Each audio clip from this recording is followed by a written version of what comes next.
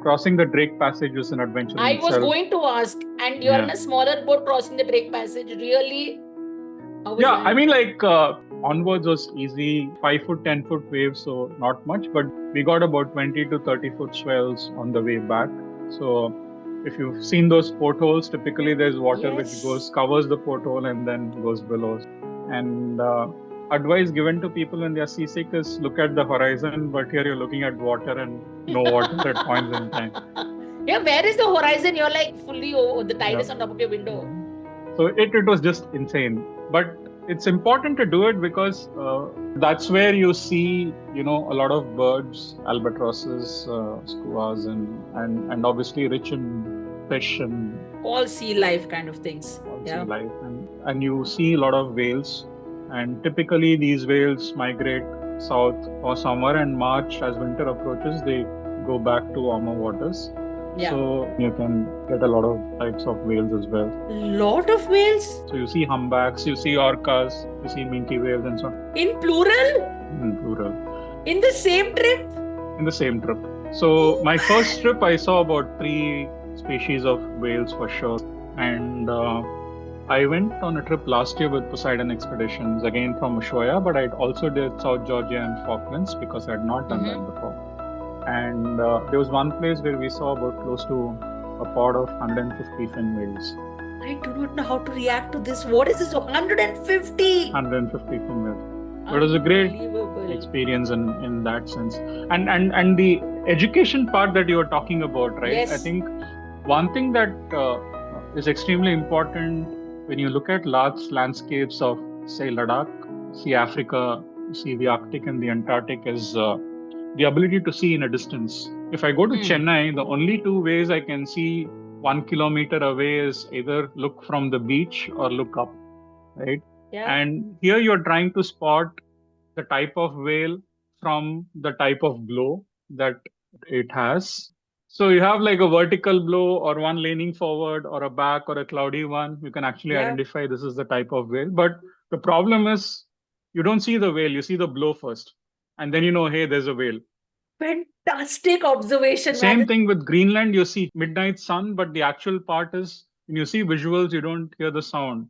So you should hear the whale singing under the midnight sun in Greenland. That keeps you awake all night, right? So these are things that it's like 4D cinema or a 5D cinema, right? So you don't have the natural sensations that you would have when you're actually there in that place. Right? Hey there. Welcome to the podcast, Misadventures of Hasnika. I'm your host, Revati. I'm absolutely buzzing about today's episode because we have a guest who is quite literally a superstar in every sense of the word.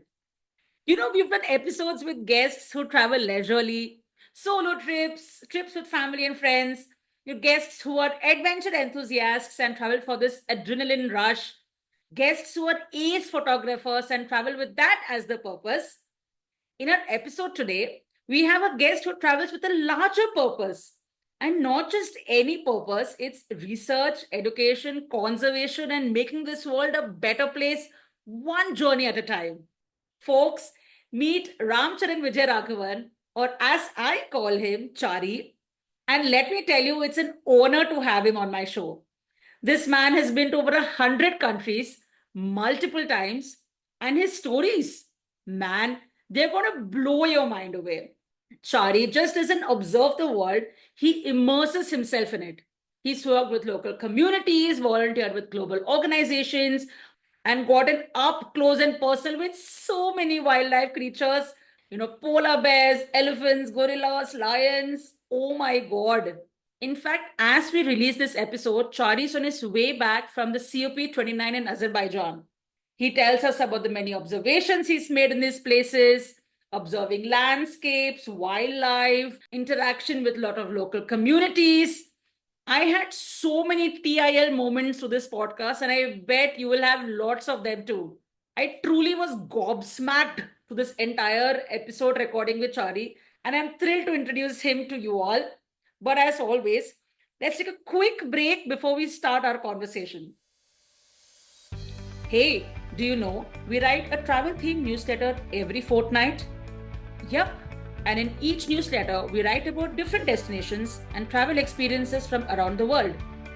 Head over to misadventuresofaSneaker.substack.com. That is misadventuresofaSneaker.substack.com. You will find the link in our bio as well. And by the way, if you enjoy listening to our podcast, you could support our team by buying us a coffee. Head on over to our show notes and click on support to contribute any amount you'd like. It'll be a huge morale booster for us. Thank you. Hey, Chari. Welcome to the podcast. Okay, tell me something. How are you known to the world? You are officially Ram Charan Vijayaraghavan, right? So how do I refer to you? So you are Ram Charan, right? So it's Ram Charan Vijayaraghavan, but nickname is Chari. And I use Ram abroad because it's easier for them to pronounce Ram more than That's anything true. else. Because I've been teaching a lot, they used to call me Chari sir and so on. So Chari stuck for a while. But yeah. We did an episode with this lady. Her name is Jayanti. Right. But everyone calls her Jaunty. So she says, if someone calls me Oh. Jayanti, I won't even turn and look back. To the extent that, when there are any invited, she's also a travel entrepreneur. So Right. she has any invite letters, to different countries or consulates and something like that. She's called Dear Jaunty. Those invite letters, when she has to apply for her visa, one is Jaunty, one is Jayanti. So she says these days, actually, when I apply for my visa and there's a question, are you known by any other name? I actually mentioned Jaunty in that. There have been times that I've actually called up the event folks and said that, hey, have you printed my name as Jayanti in your invite letters? So you have a similar problem like that. I can relate to that, absolutely.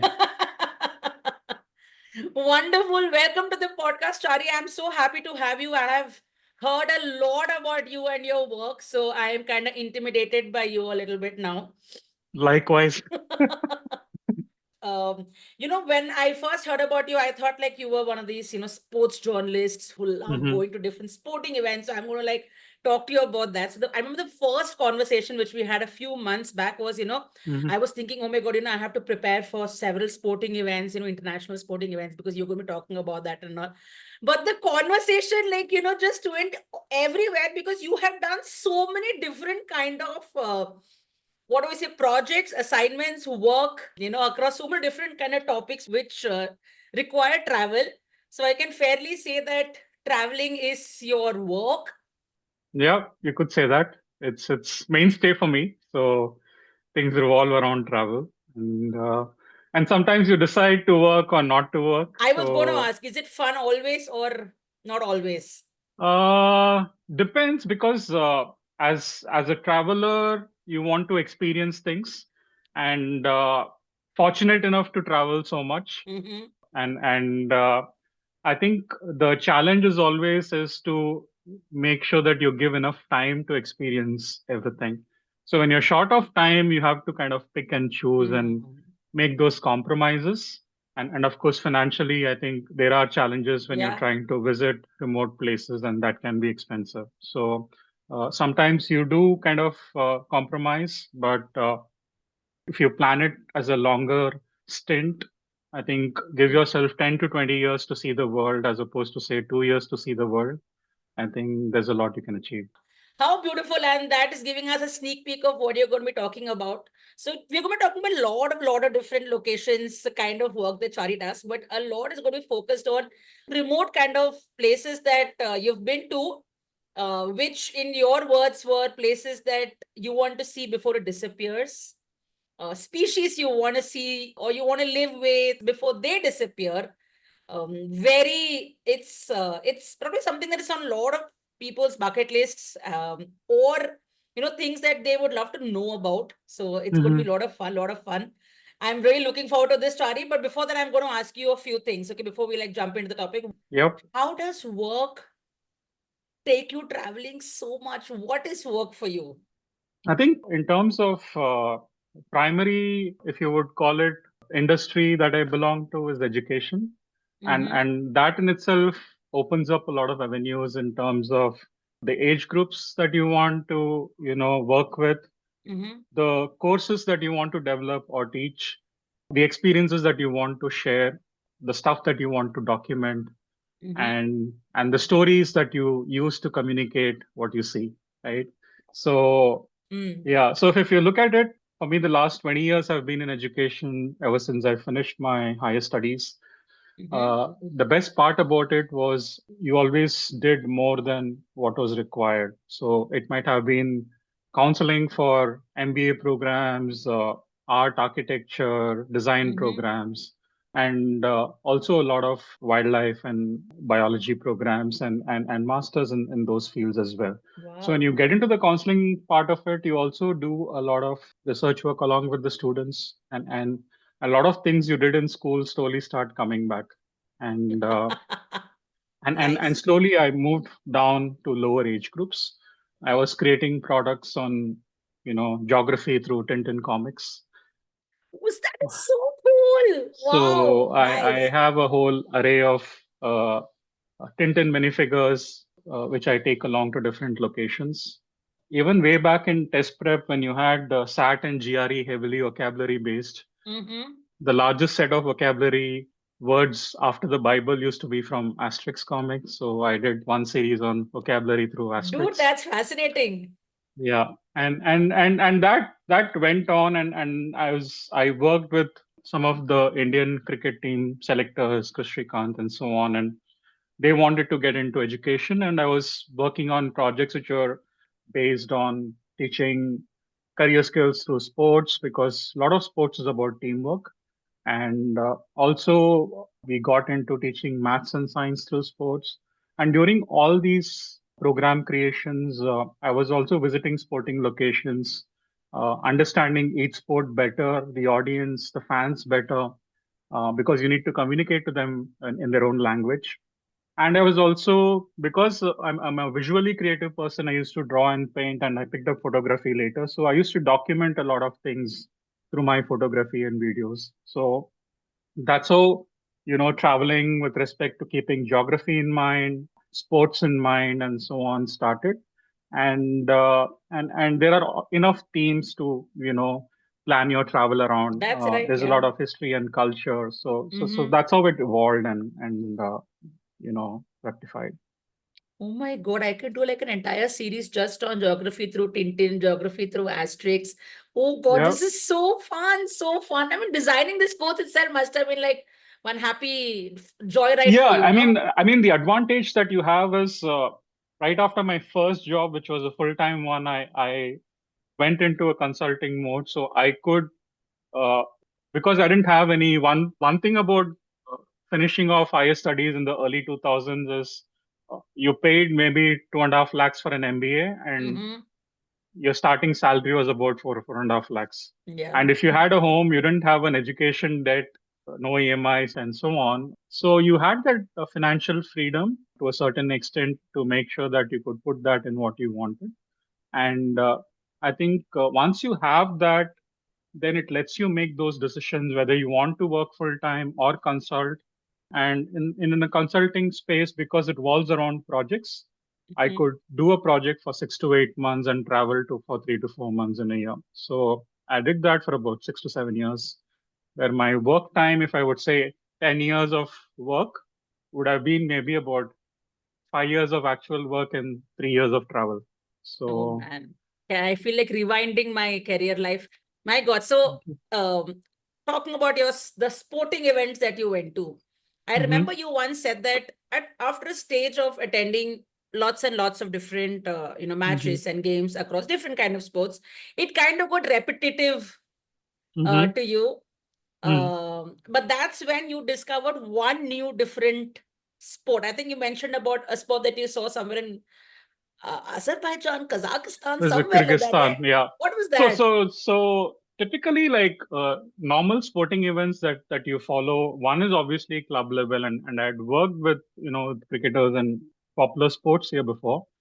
Football was a game changer because I just want to cover that bit because uh, uh, the starting of combining travel, sports, photography, and wildlife started with the 2010 World Cup in South Africa.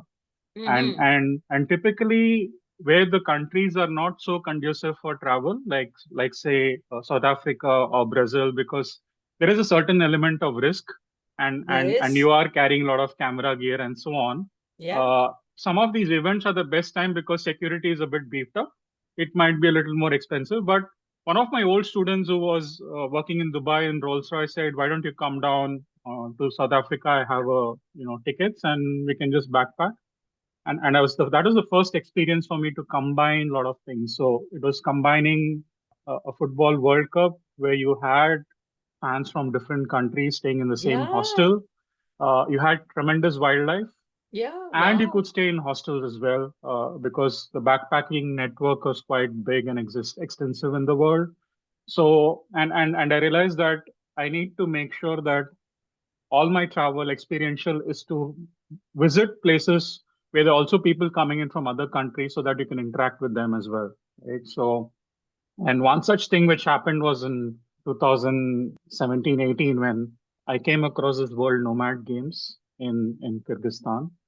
It was not the first of its kind. That happened once before, and the big thing about the games was it had all the traditional indigenous sports, and Okay. in some cases practices which were customary and cultural for the tribes who were part of that region.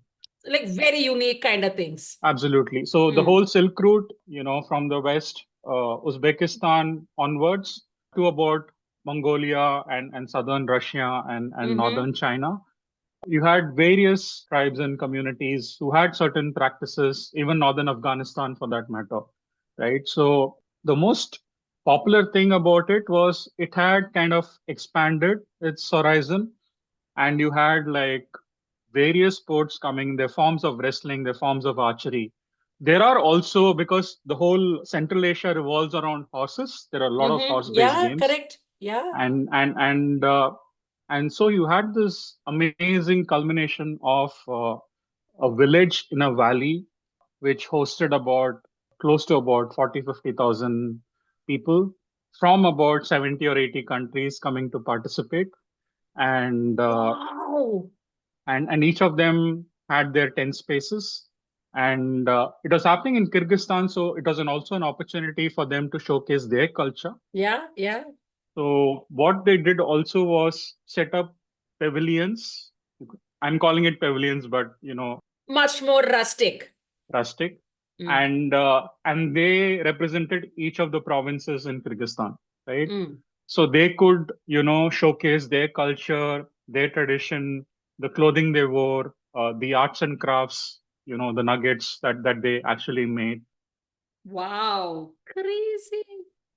So you were kind of transported to this whole Yeah. amazing thing that you normally see on screen. Correct. And being an animal lover, they had gotten their horses. Various people were participating in events for the canines, right from the hounds and everything. So they'd brought in their dogs. There was a lot of falconry, and obviously you had a lot of eagles. Yeah. But Mongolia have all those eagle catchers and all that, right? Oh my Absolutely. God. So we had species of birds because there are events revolving around that, and you could spend ages just looking at those animals in their own natural environment. It's not hot weather; it's relatively cool weather for them, which they typically enjoy, and it was Oh fantastic. my And God. and we had an Indian contingent as well from the Mm-hmm. northeast, and I think few wrestlers had come in because there's one bit of wrestling in Mm-hmm. that. But I think the timing was coinciding with the SAARC games, Oh. and so a lot of not anyway the traditional sports wouldn't have Mm. been involved, but maybe some people who had those skill set could have possibly in archery might have made it here if the SAARC Mm. games weren't going Mm. on, That's true. right? So that was phenomenal for me. I mean, like it was one of a kind experience, and I could keep talking about Yeah. it, but I think it's about. I'm sure we can add some visuals, Yes, you but must. the interesting part is also the historical aspect of it, where there was a reenactment of the kingdom of Kyrgyzstan with their lineage, and one of the interesting parts was the Indian Empire, Chandragupta Maurya, and that period stretched till Tajikistan and the northern part of it. And so there was a reenactment which had about 5 languages, one of them being Hindi slash Urdu, but it was more contemporary Mhm. Hindi than the one spoken at that point in time. And you had volunteers and the whole reenactment where you had, I mean, the number of women horse riders and archers was, showcasing. Unbelievable. I mean, they could beat the guys hands down because of the maneuverability. And there are instances where you actually see women like do a 360-degree turn or a pirouette in the air, shoot Oh, an like arrow, and what we have seen our Rani Lakshmibai doing that, getting off, yeah, curling and yeah. then But shooting. but Wow. it's like physically seeing it is Yes, a different thing than seeing on screen. So I correct. think Of course. so. No stuntmen. I mean, they would practice these stunts on a Yeah, day-to-day yeah. basis, but I'm sure they are professionals. But it was just My phenomenal. God, this is like a part of their opening ceremony kind of a thing with the whole enactment. Yeah. So Oh, the opening ceremony kind of a parade happened in the capital, and then you move on to this okay. location, which is so it was like have the opening and closing kind of in one place, and you move to the other village where the whole Olympic village kind of a feel is there. What is So this all women happening. event called? It's called the World Nomad Games. And so traditionally it was Kyrgyzstan. And during COVID, it was supposed to happen in Turkey, but it was kind of because the event which I went to, the Turkish premier was there Mm-hmm. planning to take that whole event to Turkey at some Mm. point in time. And because we had COVID around that time, I think it was a very low key one. Okay. Uh, this year it happened in Kazakhstan. Again, not in a rural setting, but closer to the older capital. So it was a little more urban in nature. Okay. But I think the next one is just going back to Kyrgyzstan possibly, and so looking forward to that. Mm.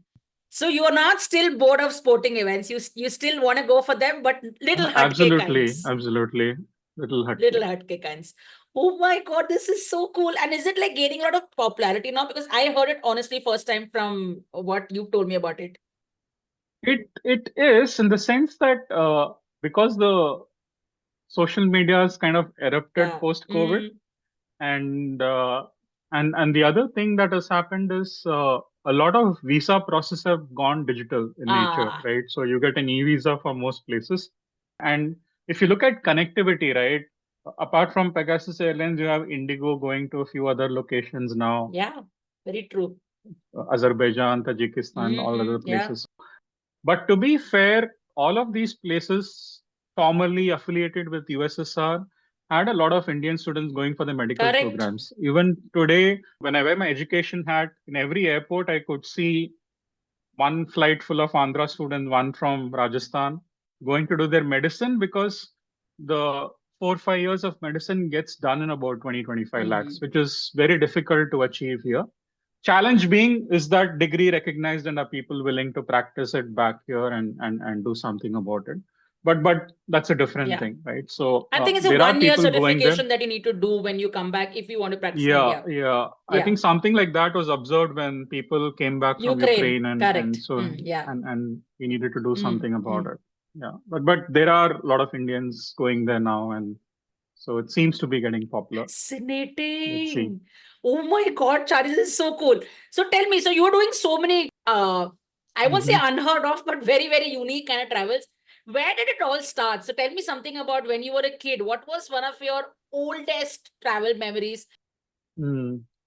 I think I mentioned something in which we will talk about later in as doing a course on Antarctic studies. Mm-hmm. But in that statement of purpose, I actually started when I was a kid. I was talking about my experience of feeling cold and seeing snow either visually or on books. Mm-hmm. So I think my feeling cold, the youngest experience was when I moved from Chennai to Delhi, and I think it was when I was 3 or 4 years old, and I didn't know there was a winter uniform,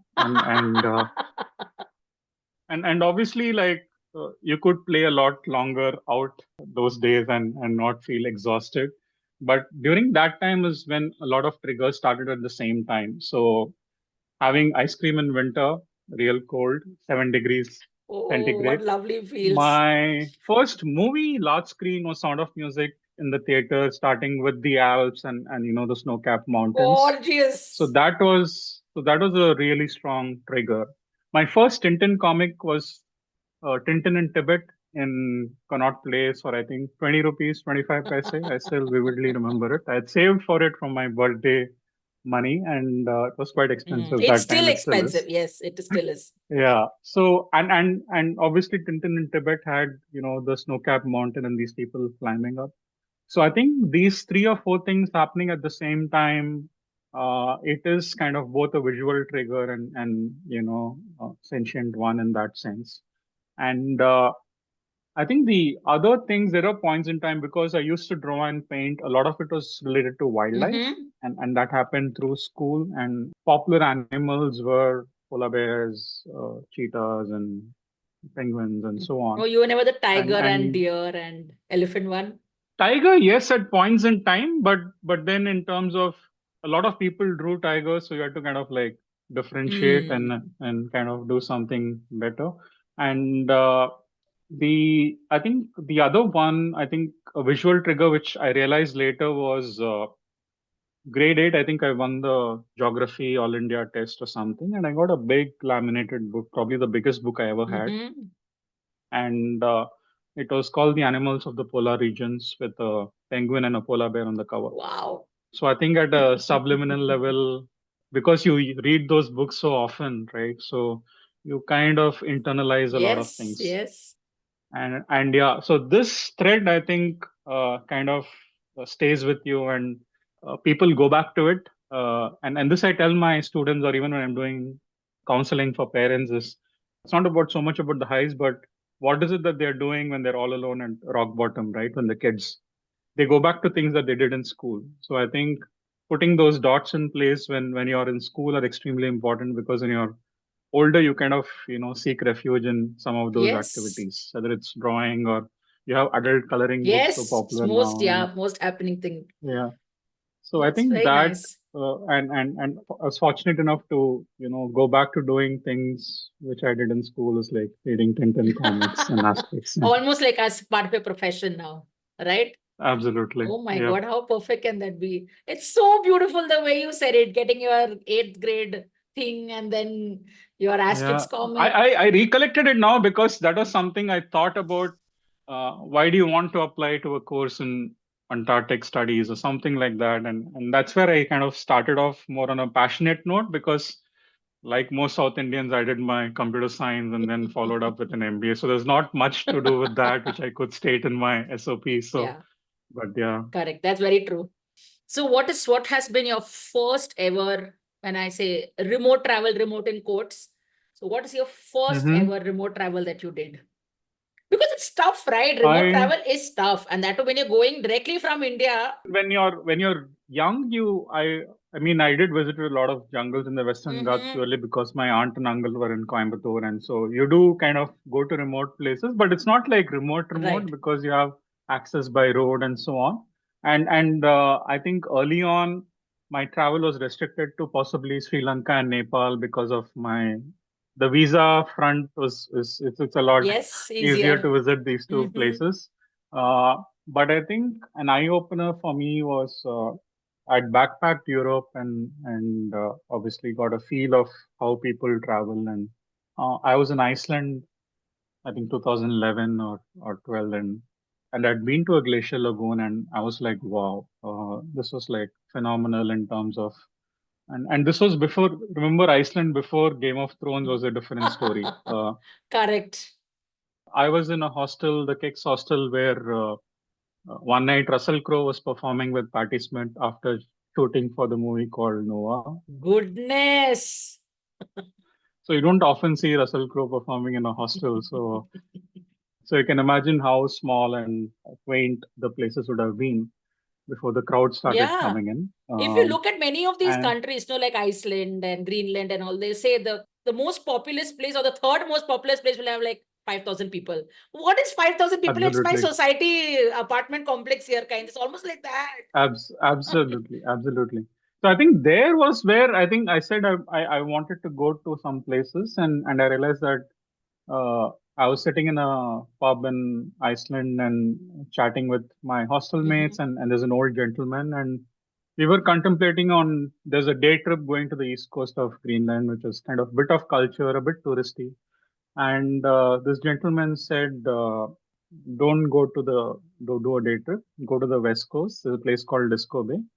And that's the first time I heard of the place. And he had gone whale hunting with the Inuits in the 70s Oh my God, I from was going to ask you about this later. from from one of the communities in that part. Yeah. So I booked the tickets next day. It was an impulsive buy, as you can call it, like buying an iPhone. And So tickets at that time cost about 50 grand. And there was a girl in my hostel who was also keen. I said, yeah, fine. And her mom, she had a credit card. Her folks had said, go anywhere north of Europe. South is dangerous. Oh, So okay. she was generally choosing places off the map which were north of, Fantastic. in One northern line and Europe. you go above. Yeah. And the challenge was I didn't realize I needed another visa to go to Greenland.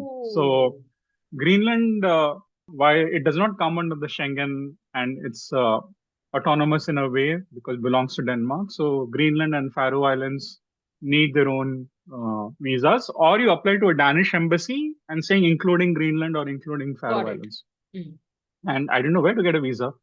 And I went to the Indian embassy. They didn't have an idea. There was some governmental office. They didn't have an idea. And somebody pointed me to the Danish embassy. It was like a small house on the street. And I went there, spoke to the lady, and she said, "Yeah, I'll give it to you tomorrow. Just give me your papers and pay those $60 or That's it. $80 at that point." And that's it. So and I had the ticket in place and hotel booking, so that was sufficient. And I got, I think, 1 week or 10-day kind of a visa for Greenland. And I think that was, I think, a mind blowing experience for me visiting Disco Bay. It is like kind of a glacier alley, iceberg alley, whatever you want to call it, and full of icebergs in summer, so June, July. And you'd obviously heard of the Midnight Sun, Yeah. seen a little bit of it in Norway, but I didn't see so much of blue ice in front of, Oh my an God, orange and it's backdrop. such a different blue. Oh my God. It's a different, and I went to a community called this. Obviously, you fly into Ilulissat, which is a popular town now, and you go to a community called Okatsut, which is about a 2-hour boat ride away. You're staying, and incidentally, so I had my friend from Iceland there, and there's a couple from Sweden, and 4 of us were in a small boat with the person who owned the houses there, and the community was amazing. It's about 15 people in the village, or 15 houses, and about 50 sled dogs. Oh my and God. and Ilulissat itself was like you have like 1,000 people and you have like 500 dogs or something like that. So and it was just fabulous, and obviously dry toilets. So it's a bit like being in the Himalayas, but that's all right. I mean, as long as there's no running water, so you pick up ice floating there, put it in a bucket, wait for it to melt, and then you drink it. So it's literally drinking 2,000-year-old water at points in time. Unbelievable, unbelievable. Oh man. So that was my first kind of, if you would call it, possibly people there in Europe would have visited, but I think from being exotic, 20 people in a community, Of course. Relatively cold, one mode of transport. Dogs. So, and dogs in winter and boats in summer. But I think that's getting impacted because of climate change as well. We can talk about that later. But you're facing seasons where the ice is too thin to dog sled, but too thick to navigate by boat. So that in between seasons are a bit, because earlier it was more black and white, right? It's either completely frozen, you go by dog, and it is melted, it's a big and deal you can use your boat. Folks there. For folks there. But the good thing is you have running water now, so that's in a way helpful. And the other strange thing was all the animals I wanted to photograph are on the menu. Oh being a vegetarian, God, being a vegetarian? I thought you must have Yeah. converted a long time back. At that point in time, it was tough getting used to. So, but I mean, I'm not so finicky about food. So, bread and cheese and coffee and wine, I'm sorted. Wow. And vegetables are expensive, but some you get because it comes by ship. So, you get the usual fare in terms of, you know, for a salad and so on. My God. I mean, these days, maybe yes. These days, I mean, depends, of course. If remotest to the remote, I'm not talking about, but fairly decent ones, you will still get Right. something. But I'm sure it must be really tough. So I spoke to this person who went to the farthest point of Alaska. He's Mm, been a vegetarian all his life, but he recently converted mm, to eating meat. He said he went there mm, directly. He was offered whale meat, saying that this is a whale season, and mm, they were mm, having a small event, and so you have. He said, I do not know. It tasted like something. I just had to have this whale soup. I will mhm, not have it again. But he said mm. there. He said I got zero vegetarian food. So True, true. there are I places. think one big misconception is, now that a lot of people have gone vegan, right? So the Correct. vegan movement has kind Makes of it made it easier. Mm. easier for vegetarians, but it's not necessarily the most sustainable, Yeah. right? And I think both in wherever there have been indigenous people, whether it's Central Africa or Amazonia or definitely in the Arctic, I think the concept of harvesting animals is something unique. Like you try and make sure you utilize the animal to the Yeah. fullest, Yeah. right? And I think, well, they don't worship the animals like we do. Mm-hmm. It is sacred to them as well. Yeah. So in a way, if you're going to harvest a whale or a polar bear by accident because you had to shoot it Mm-hmm. down, you try and make sure that you consume the meat, you use the Yeah. fur and other stuff. And and there's this hilarious story which was in a recent trip to Greenland in winter. Like they get about 40 or 50 licenses to hunt a muskox, Mm-hmm. and on one particular day we had done a whole day of dog sledding and come back, and so it was muskox for dinner. And next morning I woke up, and typically you used to see three muskoxes over the hill, and the next day I saw only two of them. Oh. So I was like, probably just coincidental, or maybe they just had one of those for Yeah. dinner. But yeah, I mean, they make sure that they utilize, they don't waste Yes. because resources are Yes. scarce, and sometimes because the supply chain is so short that the food to table, it's sometimes a lot more feasible to consume that as opposed to shipping something that is Which vegan, is true. maybe made in Brazil, packaged in Correct. Thailand, and shipped to Sweden or something like that, right? No, no, I So 100% agree. So even all these countries or islands that illegal for them to hunt whales, so they have licenses like maybe 6 or 7, a year, and the entire village consumes those 6 or 7 whales, and it lasts for the entire year because they use every ounce of every millimeter of the meat. Same thing, many of the countries that you've been talking about, seal, the way they use their seal, yeah, and they actually say that if we do not hunt seal down, they will overtake the population over here otherwise. So they need to control. There are different ways to true, do it. I mean, like to each their own, man. I mean, wherever they want to yeah, eat, just do it in a safe and good way. And if it's meat, if yeah. it's vegetables, it's vegetables. But yeah, very nice, man. I genuinely now do not know how do we start with your. So I asked Chari that we are going to do this podcast. Can you send me some names of some countries or themes that you've been to? And he sent me a list. One, Antarctica. Two, Arctic. And within this, there are some 10 countries and experiences that are mentioned. So I'm like, wow, this is just so exciting. Then Africa, then India. There is so many different things. Okay, I've just said like 3 or 4 of the names that Shari has spoken about. But tell me first thing. So now you do something called polar travel and education, right? Hmm. What does that mean? So obviously the polar regions, when you refer to it, you have the north and the south poles, and Mm. uh, one region which is not often counted is the third pole, which is the Himalayas Yes, and the glaciers absolutely. affiliated, right? And typically, the polar regions in the north, the Arctic and the subarctic, there are communities living there who have been natives. So, right, all the way from Alaska to Japan, Mm-hmm. or maybe even Russia. And it is, in the sense, it is something that like I said, once you start liking cold weather and don't mind going to such places, I think a lot of them are visually mind blowing, right? So the need to be in such a quiet space, which is visually awesome, is something that was a strong trigger for me to visit. Unbelievable. It's colors of the animals. It's white and it's blue. You have shades of blue, you have shades of white, and you have the animal that's there. Those are the Yeah. only five colors that you'll be seeing. Yeah. So in fact, a lot of children use only these colors, but that's why you find that a lot of the houses and lot of color gets added there because Yeah. naturally they don't see as many colors. Of course, you have blueberries and few berries which grow, but because Mm. you don't have as many flowers and fruits there and lack of vegetation and color, is when you start kind of using it in your day-to-day lives and start painting stuff in that Fabulous. manner.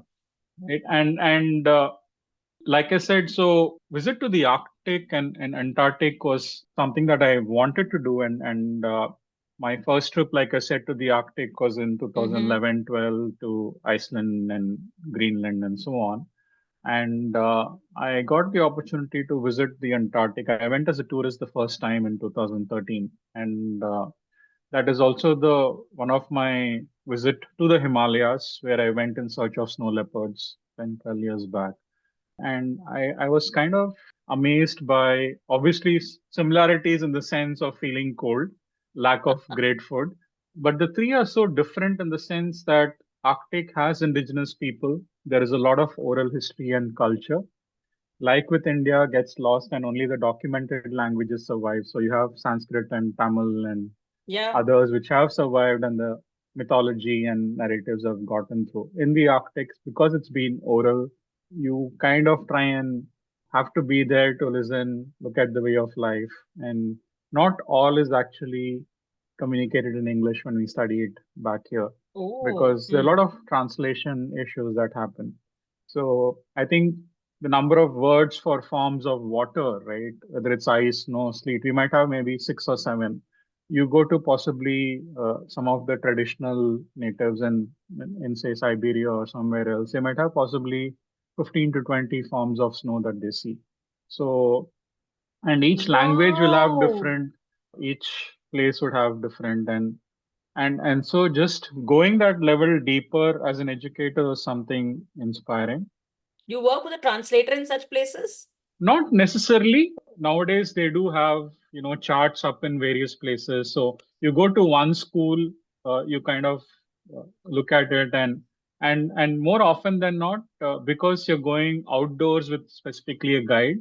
So there are rules in certain places in say Greenland or Svalbard that in any polar bear territory or in Canada is that you have to go out with an armed guard, right? So Okay. outside the village territory, right? So Okay. within the village, it's still okay, but if you go outside, you need to have somebody with a firearm to scare away the bears, right? So you will typically go as part of a tour or a Got organized it. tour or a trip with a guide, and normally they speak English and they'll do the translation for you. Got it. And down south, it's safer because there are no bears and predators as such. You only have penguins and seals and whales.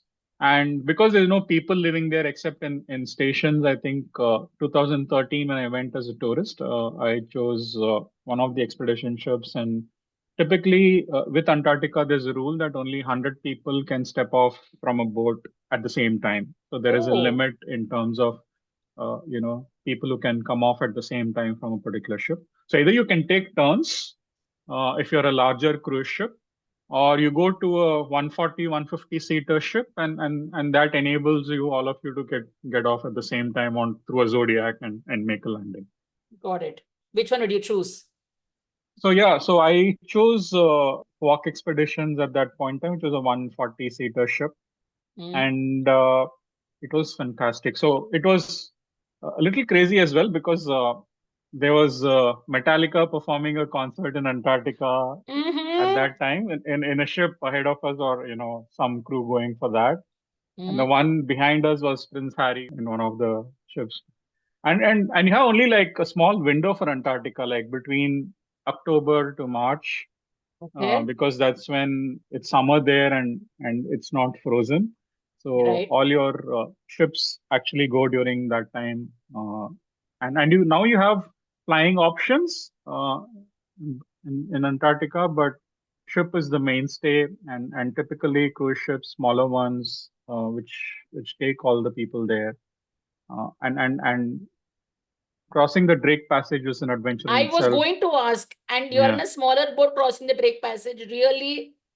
How was Yeah, that? I mean, like people do fall seasick, and typically these ships have good food, right? So it's you just have to be careful that you don't overeat or something. It's a proper, it's not like packaged food that you would take in the Arctic. It's proper 3-4 course meals that you get, and so you just eat proper, and you can have your medication, or you have patches which you can put on so that it makes you feel comfortable. But I just wanted to experience it, and you do get uh, onwards was easy, straightforward. A bit of 5 foot, 10 foot waves, so not much, but we got about 20 to 30 foot swells on the way back. So if you've seen those portholes, typically there's water which Yes. covers the porthole and then goes below. So Exactly. and so typically advice given to people when they are seasick is look at the horizon, but here you're looking at water and no water at points in time. Yeah, So where is the people, horizon? You're like fully, the tide yeah. is on top of your window. So it was just insane. But it's important to do it because it's also when you're just crossing. I went from Argentina southernmost point to Ushuaia, which is a popular port, Yeah. and that takes you to the Antarctic Peninsula, and then eventually on to the Antarctic mainland. And the 2 day crossing onwards and return, typically 4 days. The ships need to budget 4 days for it to factor in bad weather as well.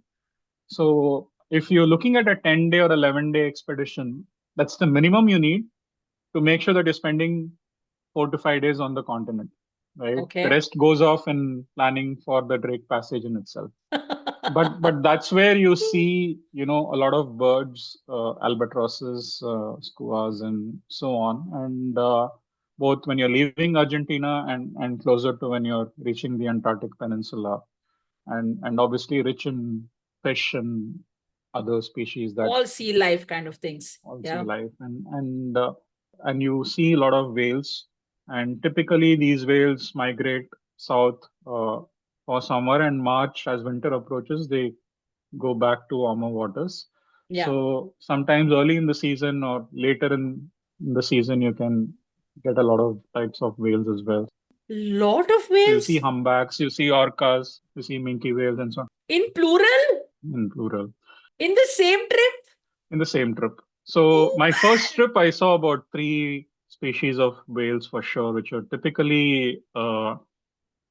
This was in November, December. So I saw a typical minke whale, which was smaller. They are friendly, approach the zodiacs. You get onto them, and you see humpbacks, you see orcas, and I went on a trip last year with Poseidon Expeditions, again from Ushuaia, but I also did South Georgia and Falklands because I had not done that before. And there was one place where we saw about close to uh, a pod of 150 fin whales. So, and I do not know how to react to this. What is this 150? 150 fin whales. You had gone on a specific expedition to It whaling wasn't area or I don't specifically know for what area. that, but typically I planned it around late Feb, March because the opportunity to see whales would be more, or so they said. We did see a couple of orcas, but the kind of number of fin whales we saw and humpback whales was significantly higher. So it was a great Unbelievable. experience in that sense. And the education part that you were talking about, right? I Yes. think one thing that is extremely important when you look at large landscapes of, say, Ladakh, see Africa, see the Arctic and the Antarctic, is the ability to see in a distance. If I go to Chennai, the only two ways I can see 1 kilometer away is either look from the beach or look up, right? Otherwise, I can never see 1 kilometer straight and observe something. Yeah. And here you're trying to spot the type of whale from the type of blow that it has. So you have like a vertical blow or one leaning forward or a back or a cloudy one. You can actually Yeah. identify this is the type of whale. But the problem is you don't see the whale, you see the blow first. And then you know, hey, there's a whale.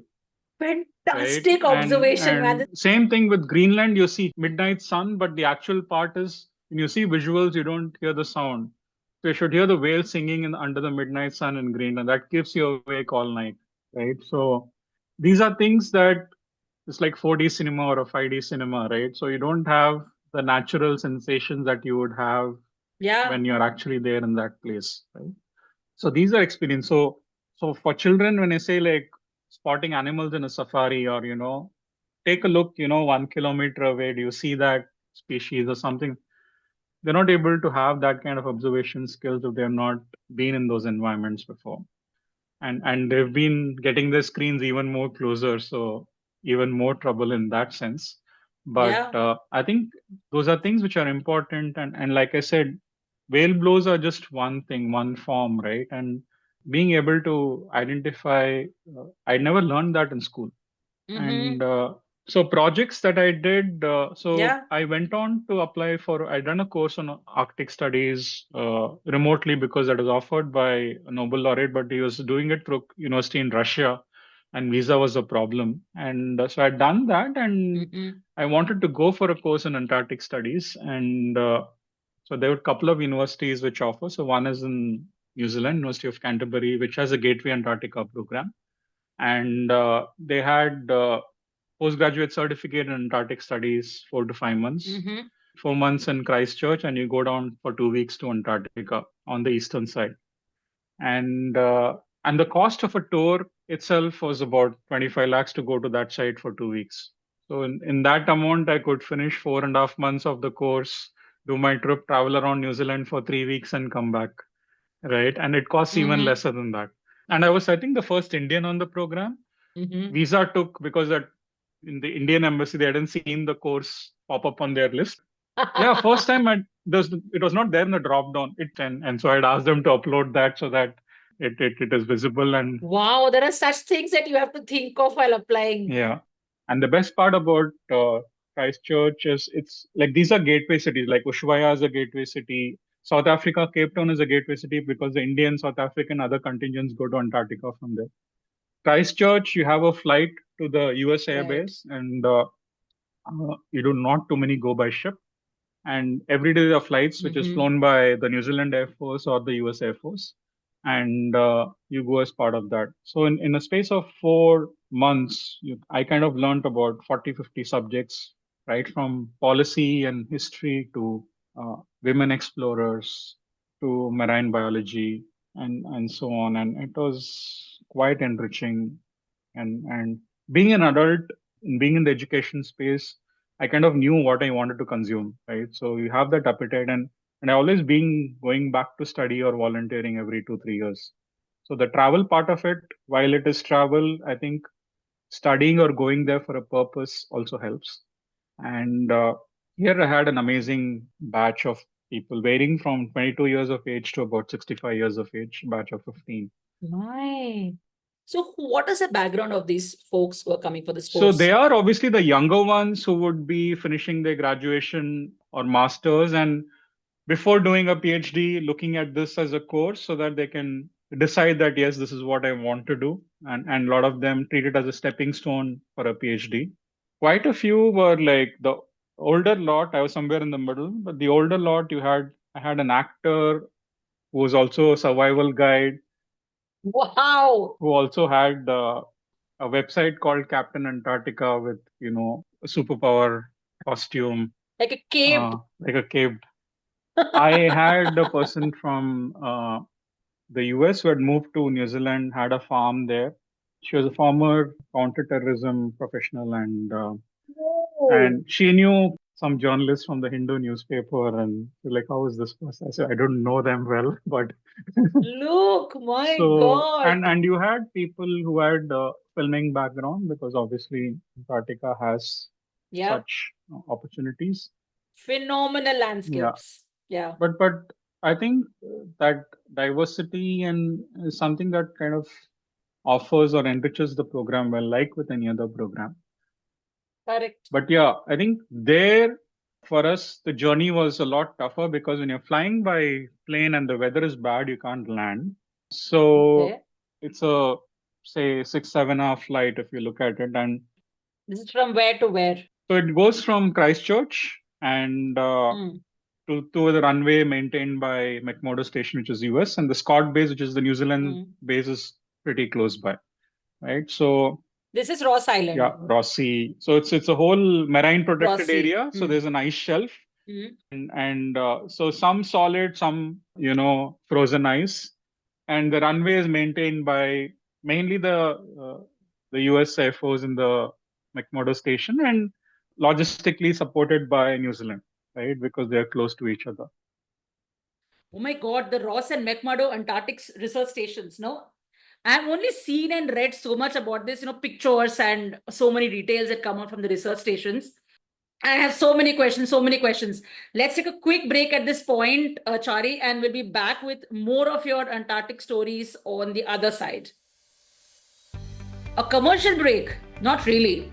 This is a request to you to check out our Labor of Love, a newsletter on Substack called Sneaky Footprint. It's from our team at Misadventures of a Sneaker. We write about travels, vacations, travel tips, anecdotes, lots of pictures, and of course, suggested itineraries as well. Do check it out, misadventuresofasneaker.substack.com. And hey, we have now started a service of curating travel itineraries just for you. So if you want to get a vacation planned, leave us a note on Instagram or DM us on our Substack page, and we'll plan something super special for you. Please support us by following and subscribing to our newsletter and Instagram page, Misadventures of a Sneaker. All the links are in the show notes. Thank you. Welcome back from the break. So I was saying that I have only heard and read about this Ross and McMurdo Antarctic research stations. And you've been there, Chari. My God, tell us more about it. How is the place? How is the setup? How do you reach there? Tell us everything. Yeah. So you typically fly in Air Force C-17 Hercules or something. And there was a joke this survival guide slash actor said he had also been, I think, in the forces, and he said normally when you fly off in a C-17, I jump off a parachute. This is probably the first time I'm going to land with the plane. And so you're kind of strapped down on the sides, and the noise is like need to have those noise cancellation, or probably 3M guards to save you from the noise. But you have about 40-50 people. Apart from your batch, you have the researchers who go right in that season. And the first 4 trips boomeranged for us. So we went till the halfway point. Then there is a point of no return just after the halfway point, because the fuel will last only till then to make you come back. Okay. So in the halfway point, by then they'll check how is the weather, and they say turn back, you normally turn back. They say possibilities there, you go till the point of no return, and you still see some ice and icebergs floating and all. Icebergs floating. And so 3 times we flew with the New Zealand Air Force, no luck. Once with the US Air Force, no luck. 5th time, if we hadn't made that landing, we would have been bumped off, because we were kind of student researchers and there were scientists who were waiting. So in those 5 days, the last day when we were flying, there had already 400 scientists who had piled up in Christchurch, because they were going to take the remaining flights, right? So wow. So we could only be part of that, retinue for a while, and then say you've tried 4 times, you're off, right? Correct, I know. And because you're still young and not the main scientists or researchers, you will not be given as much priority. Your second priority, right? Naturally, correct. So that's what happened, and fortunately we made it on the 5th day, and we actually camped out near Mount Erebus, about 40 kilometers from there, and We spent about a week. It was fantastic. That's a volcano, Yeah, right? it's a volcano. It's a My fabulous, God. fabulous. And we spent Christmas there, and we actually had two folks from Scott Base dressed up as Santa Claus come over and deliver some food. Ho, ho, ho. It was fantastic. Wow. How was it researching along with the other scientific So I think researchers? the first thing you notice is like you go through while you're in Christchurch, you go through first aid training. You Mm. do a 2-day hike. One of the university has a mountain base and where you typically do your expeditions and do practice there. There is a Mm-hmm. infrastructure there with a classroom to engage with students, and how to pitch a tent, how to start a fire, typical first aid, all that is done. And your medical certificates which you've done back home or there have been approved. You go, and the first part is setting up the tent in that space, and involves a lot of digging, right? Some for the tent, but the main thing is for a kitchen. So you have to dig at least Oh, 4 to 5 feet down. 4 to 5 feet. Yeah. In terms of area, you're looking at maybe about 4 5 square meters of area at least. And Mm-hmm. because that is what is going to protect you from the wind. So you have a lot of Okay. katabatic winds, which are like minus 30, 40, and you have the Erebus slope, which is 40 kilometers away. So the wind comes at great speed from the slope downwards. And it can, Oh, imagine an avalanche whoosh. without the snow, but just, right, and wind. So what is the real feel here? Thankfully, Weather there were no of strong winds minus. during that time because it was Okay. kind of summer Mm. as well, but you need to prepare for that just in case. So all the kitchen equipment and the gas stove is kind of one level below, protected by the fringes, right? So everything is set up 5 feet below the Ground ground level level, kinds. right? Oh And my God. and because there were 4 5 vegetarians and a couple of vegans, you had a lot of New Zealand stocks up MTR stuff. So I had MTR rice and pongal in Antarctica, Puliogare in Antarctica. Oh my kind of, God. right? So and so I think that was phenomenal. And you do various projects like seal surveys, setting up a weather station, which Mm-hmm. I did with one of the researchers. And what I also did was, because I was doing stuff with these minifigures, I shot research on various disciplines using these Lego minifigures. Actually, Mm-hmm. stop motion on how to set up a weather station, how to do a seal survey, and so that got picked up, and so I was doing a lot of polar education based out of these Lego characters, and done that in a few countries, and I think that Can is. we see any of these videos somewhere, Chari? Yeah, sure. I can share it, and we can maybe add it to this video. Yeah, So I would love it's to. just stop motion, and these are all 30 seconds or 40-second videos. Mm. Because Lego, when we did research, obviously it is kind of age agnostic. So you can kind of give the gist of what this entails, and follow it up with, depending on whether it's a school kid who wants to know or whether it's an early career researcher who wants to know, you can go Yeah, deeper into the subject. But it's more like a yeah. hook to get the session started, and that kind of works well. And Terrific hook. yeah, and I kind of published a book which was photography and abstract photos from Antarctica as well. But I did that only in New Zealand. I'm yet to publish it in India with the fine time, Mm-hmm. because I have like a 5 year backlog of photos to process. But that is on the cards. And I think, as documenting travel, right? I think Scott Base is also being refurbished, and they're bringing it down. So Yeah.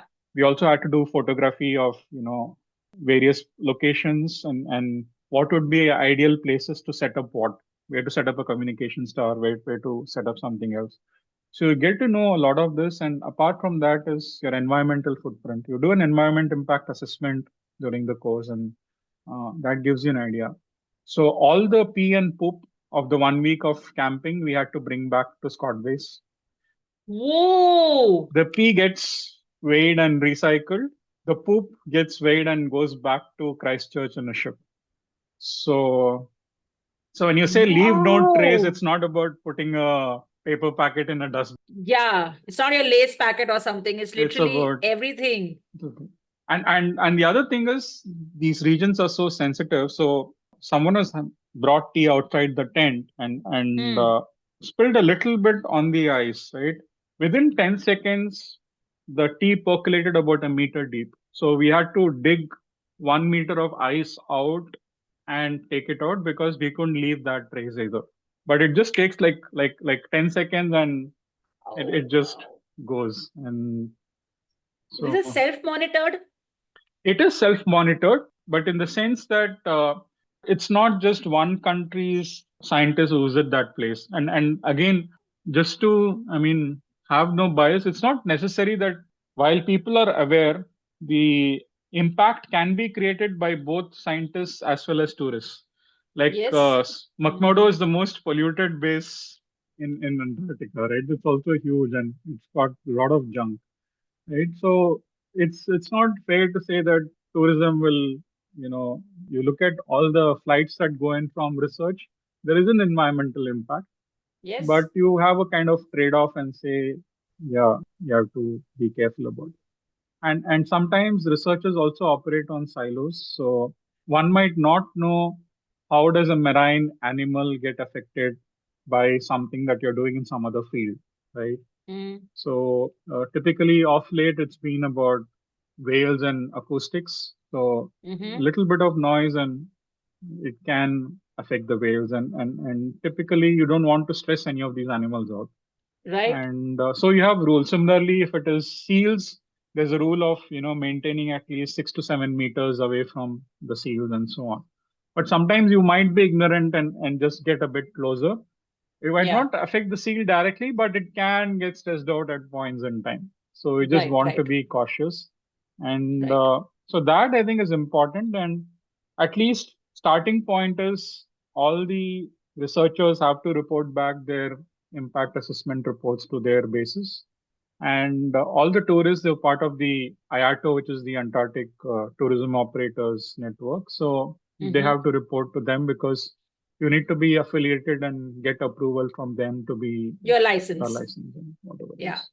So we did this episode with a wildlife photographer who has been to Norway a few times with the idea of Mm, polar bears and mm, whales photographing. He said that I think earlier this month, Norway has started a very strict rule that you have to mm. be X number of Yeah. meters/kilometers away from, Mm. a Polar bears. Yeah. polar bear. Yeah. So he was very sad that he's like, I'm not sure whether, I mean, so he's done this, I think, some 3 or 4 times. He's Mr. Ashok Nair. So he was saying that I do not know whether my next expedition I can actually take the zodiac closer to the polar bears for a better picture and all that. I do not know how it will work because this is a Yeah. new rule that's come in. Yeah, I think Yeah. Svalbard has introduced that. It's while it's independent, it's still part of Norway, and so I Mm-mm. think they had such rules like they wanted a 500-meter distance, and also there are vulnerable areas because you have some regions are also denning sites. So you have polar bear cubs and not just the adults, right? Right. If you look at subarctic Canada, because there's a polar bear migration and it comes through towns, you don't necessarily keep that distance. But here, because it's a protected area, a national park, and possible denning sites as well, sometimes it's better to err on the cautious side and say, Yeah. possibly not, because if the mom is stressed out, and it can be risky as well. Absolutely. So, like you have seen plural of the plural of the plural in terms of whales, similar scene with polar bears as well. Yeah, so I think if you want to see lots of polar bears, I think there are two places. One I have not been to, which is Wrangel Island. It is in north of the Chukchi Sea in Russia. Not too many people have heard of it, unless you have some Russian friends on expedition ships and they speak about it.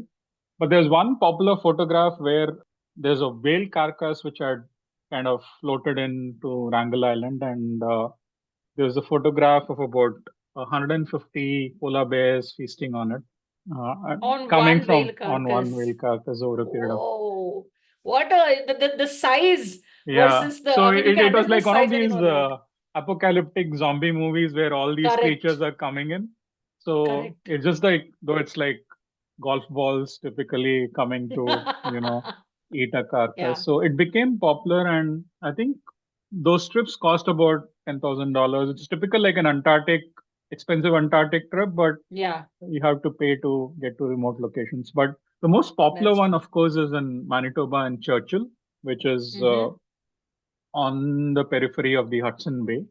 And because polar bears survive on seals, Mm-hmm. they migrate to the bay and wait for the bay to freeze so that they can jump onto the ice and go hunt the seals.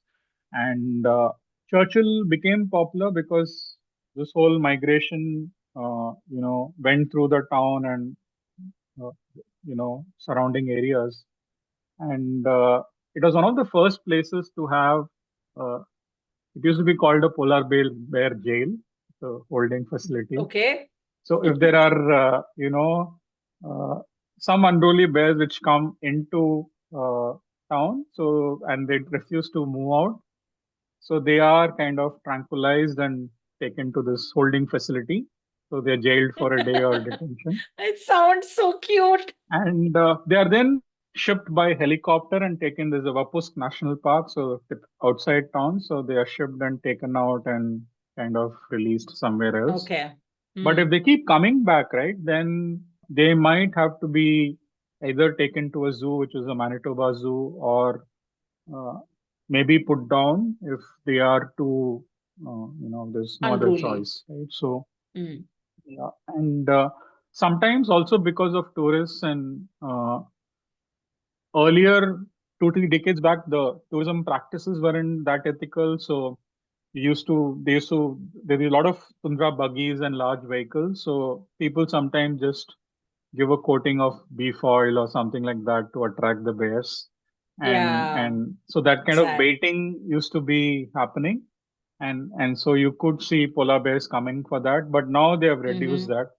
But then if you're Yeah. cooking something in the house and your chimney is like, I mean, they can smell something from miles away. Yeah. And they smell you Yeah. before they see you, right? So you know what's on. And so you comfortably see about 30 40 polar bears in a season if you spend about 4 5 days there. And for photography or getting close to bears, I think that's probably the best place. I have seen a selfie that you've taken with a polar bear, man. Yeah, It's literally I you mean, I with one avoid right taking behind. selfies, but sometimes I think I was also wanted to do a lesson for some kids, and I think it was just after COVID, and Mm-hmm. so I just recorded myself for a brief 15 20 seconds and use that. But typically, you're at the best of your senses when you're close to polar bears at that point in time. And there's also a rule in Churchill. I don't know if it's official, but it's kind of an urban legend. It's not legal to roll up your windows in Churchill when the cars are parked, and leave it unlocked so that if there's a bear coming in, you can jump into the closest vehicle that's available. So they Yeah. don't lock the doors, and so that it provides emergency refuge for. I read about this as well, that even in areas in Svalbard also they have this, that no one locks their doors, their house doors, because there are times when a polar bear chases someone and that person can run into any of the doors. So they close it, but they don't lock it. Yeah. I read this and I was like fascinated. I mean, I know it's not safe, but I would love to see a polar bear chasing me, man. It is. I mean, you have evidences, right? Like I have a picture of a polar bear crossing the road at the exact place where there's a sign of a polar bear crossing. So, but that's why the sign is there. So, one place the sign was correct. Yes. yeah.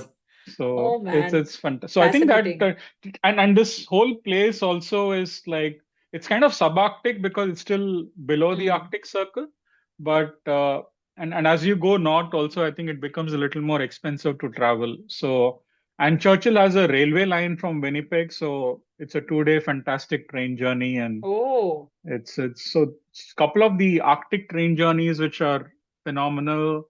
At least the ones which I've done over 2 days are the Winnipeg to Churchill one, and the one which goes from Stockholm to Narvik, from Sweden to Norway.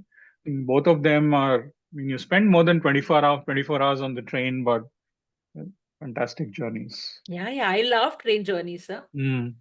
I mean, we keep, my husband and me keep saying that, we want to go for this long train journeys. And, we've done one or two of them in Switzerland where you go across all the glaciers and all that.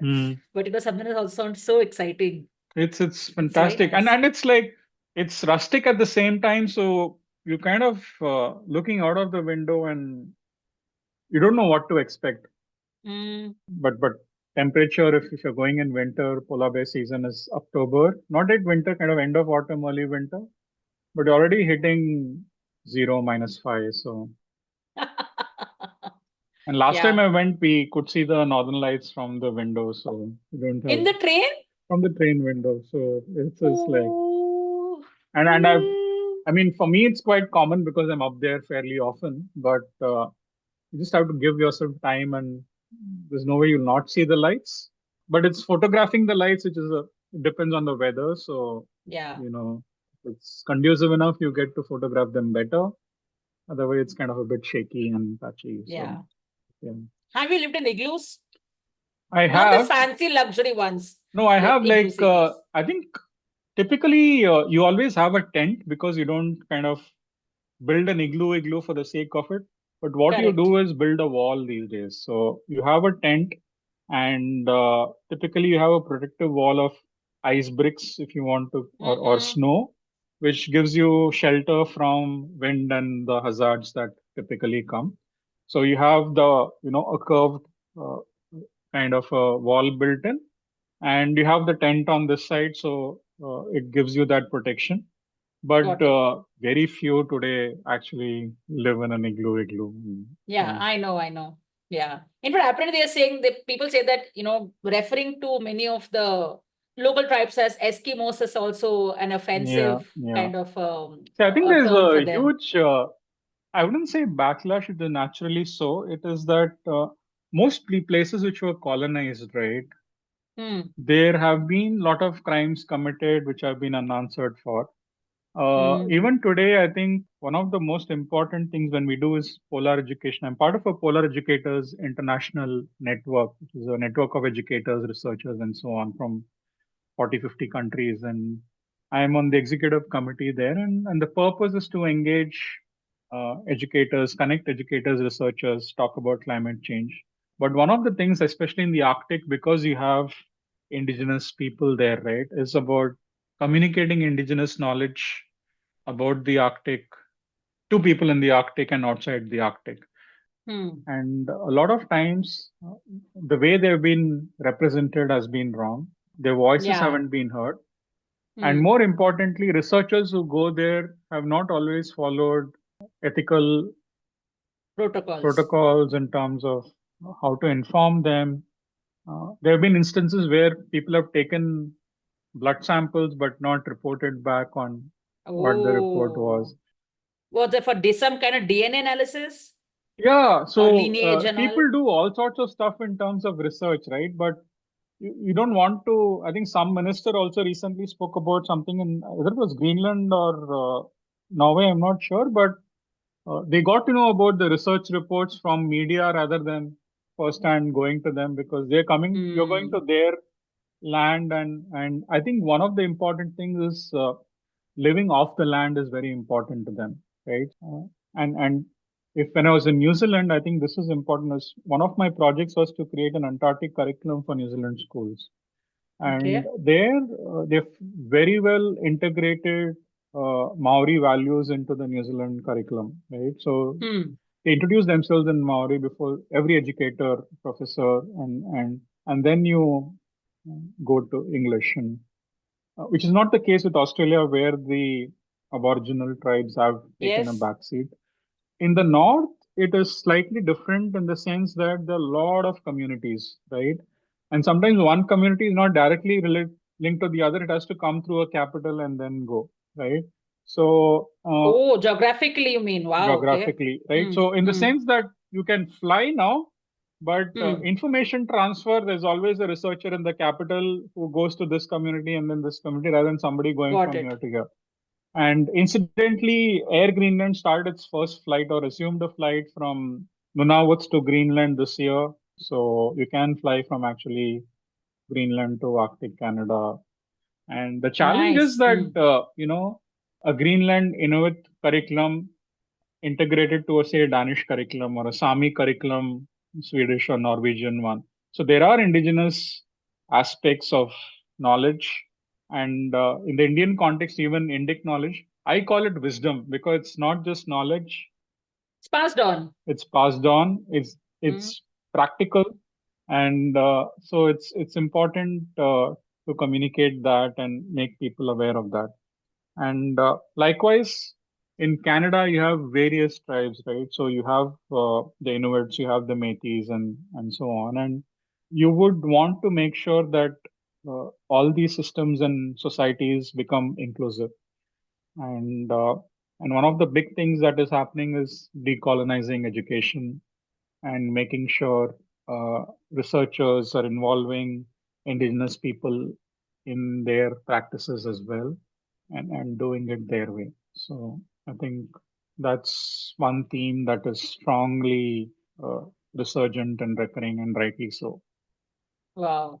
So when you're actually in Greenland, do you? And this is something that I've read about, that you have a lot of places where you have stone carvings, where like how you Yeah, watch yeah, in the Ice Age movie and all that. You'll have like yeah. detailed stone carvings, and you see quite a If bit you look at tools, right, anything jewelry or something, you need bone, you need ivory, you have stone, stone. right? These are your beads are also kind of now you have a little more artificial, but if you were to look at natural, there were very few. You had dried berries and all other things. So there are very few limited things that you could use to make trinkets or tools or daily life, Yeah. for that matter. Of course, you had some metal, you had a lot of wood, right? And a lot of these, because uh, if you were to look at ancient civilizations, all their drawings, which would be on rocks, and there, if you had ice, you have very limited rock, right? Correct. So a lot Good of it was point. also oral history, right? And some Yeah. way to document it is difficult. So you had elders in each of the communities who are also the knowledge holders, who have the wisdom, and like you could say an equivalent like a sage in mythology in India who has all the Right. wisdom Right. and Yeah. Yeah. everything. Yeah. And they pass it on, whether in their form of learning circles or, you know, mentor somebody else who will become an elder later or a chief and so on. So, because you had limited means of documentation, they try to preserve whatever they can over the years. And of course, now you have better opportunity and Yeah. you have a lot of history being documented. So it's fantastic. Thank God for that. Yeah. And incidentally, I think Google Translate and a couple of other tools have integrated about 4 or 5 indigenous languages. I was going to ask you, Yeah. because you were saying that when you're traveling around, you'll have a guide or something. Does Google Translate take indigenous languages, Now they tribal have introduced languages? 2 or 3 languages. Now the Wow. current generation, it's like, I mean, even if you go to Africa, you'll have a Maasai guy with a mobile phone on his hip Yes, under correct. I know. right. So it's not like quite a few would know English, especially the Scandinavian regions, and Canada to a certain extent. Obviously, the younger generation would, but I think the older generation, which couldn't necessarily speak language, and they are the wisdom holders, right? So you need to Correct. kind of see how you kind of document that. Yeah. So I think, or it gets passed on, right? And there's also migration because of climate change, but there's also because of education. So Education, yeah. so the community I was living with in, say, Okatsut, there's one school with 5 kids, right? And if I observe, right, so typically in our villages, you have this kid with a tire and rolling with a stick on the way to school. Correct. So I saw this kid who was practicing how to whip. So for his dog sled, so he was just practicing that. So that itself is quite a different behavior, right? So Very what they do on nice. their, but Yeah, the very important nice. thing is a school of 5, he might possibly come to Ilulissat for his high school. He might have to go to Nuuk, which is the capital of Greenland, for his Greenland. maybe undergrad. If he wants Yeah. to do a master's, he'll have to come to Copenhagen or something like that. Ah, so So he's not moved cannot out stay of in that Greenland community forever. after like, Yeah, 15 years of age, and he yeah, probably yeah. goes back 10, 5, 15 years later, right? So that continuity sometimes is not there, but there might be three, four people who are keeping up with the family business, tourism, fishing, because the industries are energy, fishing, and tourism. There's nothing Yeah, else there, right? correct. So Yeah, you need to it's kind either of. fuel or correct. That's true. And I met a Sri Lankan family which moved there a long time back. So I saw a Swift in Greenland in like, I don't know, 2010 or 11. I like, what the hell is this doing here? And I also bumped into a cafe run by Sri Lankan Tamils, and because there was a Norway and other countries had a strong relationship with Sri Lanka in the energy sector. So they had like offshore drilling and oil rigs. Oh, So there was, and Norway also offered kind of, when there's a Sri Lankan crisis going on, and they assisted. refuge, and not just mainland Europe, but some of the Hmm. refugees moved to Norway, and also Greenland, because a lot of energy in that area. So some families who had connects came at that. Fascinating how where is Sri Lanka, where is Greenland? Same thing. You go to Africa, you'll see Yeah, Gujarati community after coming, yeah, so many Gujaratis over there, and you'll wonder why. But it is a fact. I'm almost, I mean, I yeah. have a lot of Gujarati friends. Someone in that family is somewhere in I Africa. One of my places where I did my lion conservation, there was a house which was called Ganesh Nivas,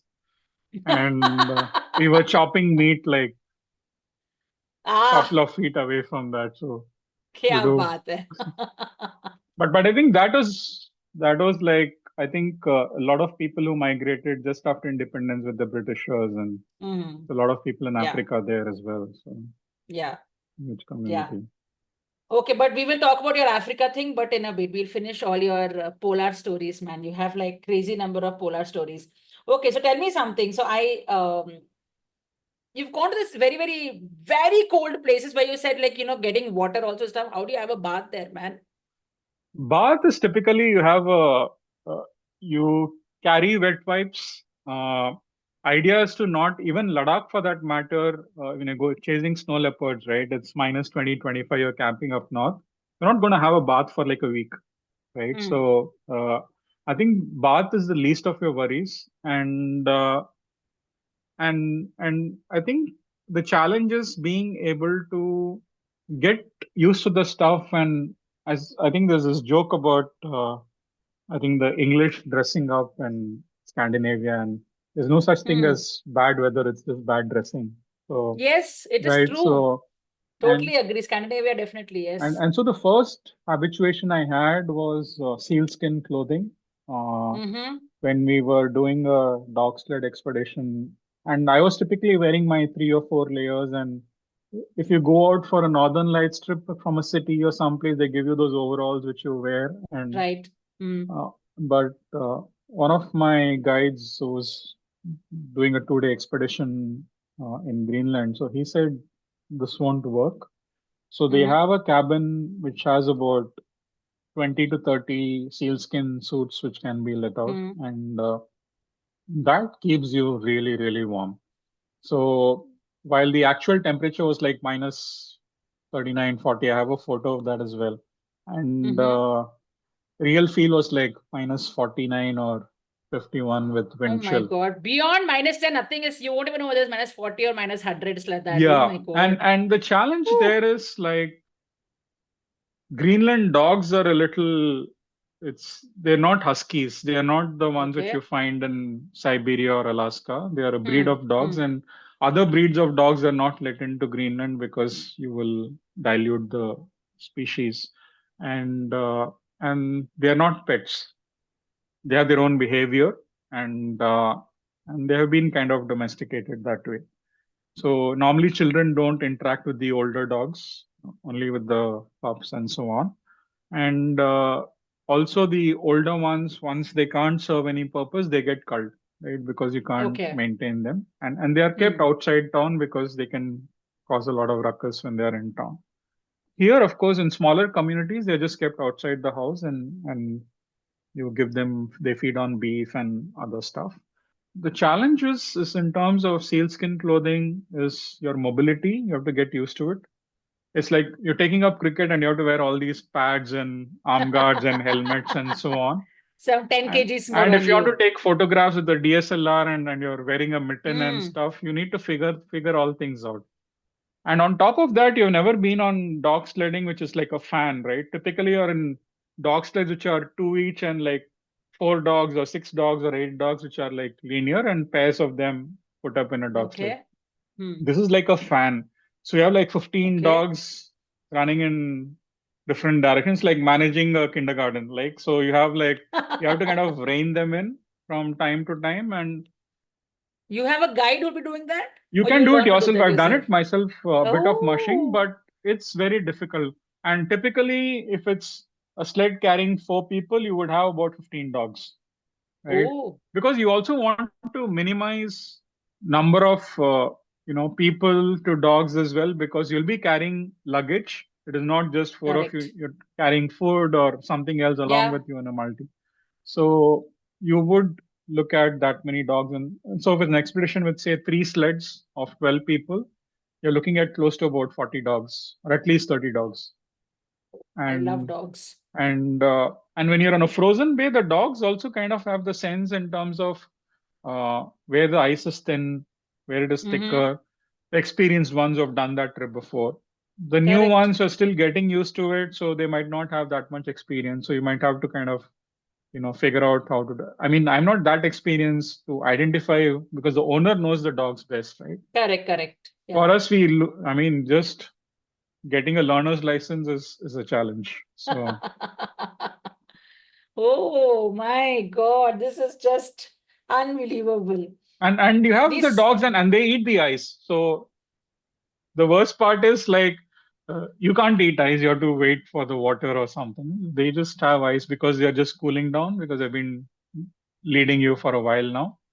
And so that's where the sealskin clothing is like, it's a coverall. And if you have some heavy snow, and just pull it on, and you're fine. You just brush yeah, off the snow. it's waterproof as well, right? I mean, Mhm. that's the reason why Russia was all over Alaska, man. Because I mean, of course, fuel was one thing, but Yeah, sealskin, I mean, they really wanted to get all the seal for making it weatherproof, waterproof, all of it. yeah. Apparently, I've heard that in a lot of these places where sealskin is sold, you'll have big boards saying it's illegal in America, but it's legal here, kind of things.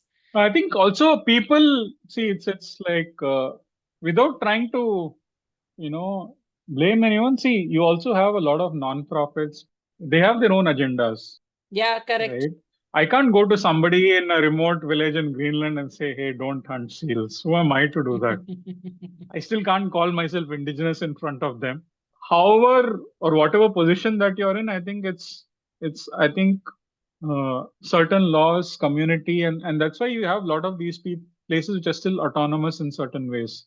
Greenland, to a certain extent, similarly, uh, Canada to a certain extent, and obviously the northern belts, islands. There nobody who's occupying those places, so the land is huge. So you can always go Yeah. to some other place, and which is a natural reserve, and say nothing happening there. So this is our village, this is our land. We have lived in this land for like thousands of years.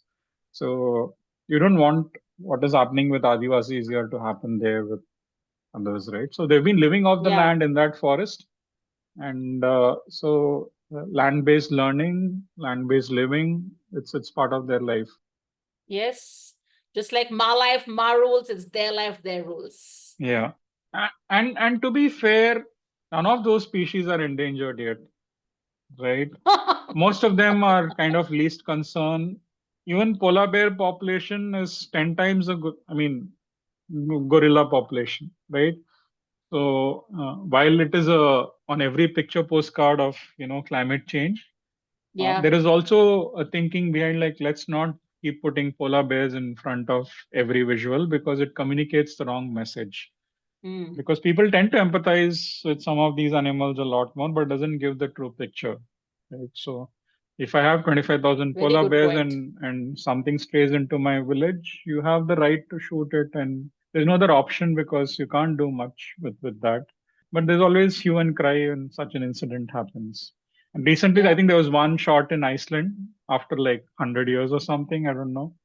A lot of hue and cry there as well. So, But it's so tough to take a stand here, man. I would also probably cry a little bit if a polar bear is shot, or a tiger in a yeah, village, I or mean, a that the elephant was reason there. why I travel to these Yeah, places, like treat it like a journalist in education, right?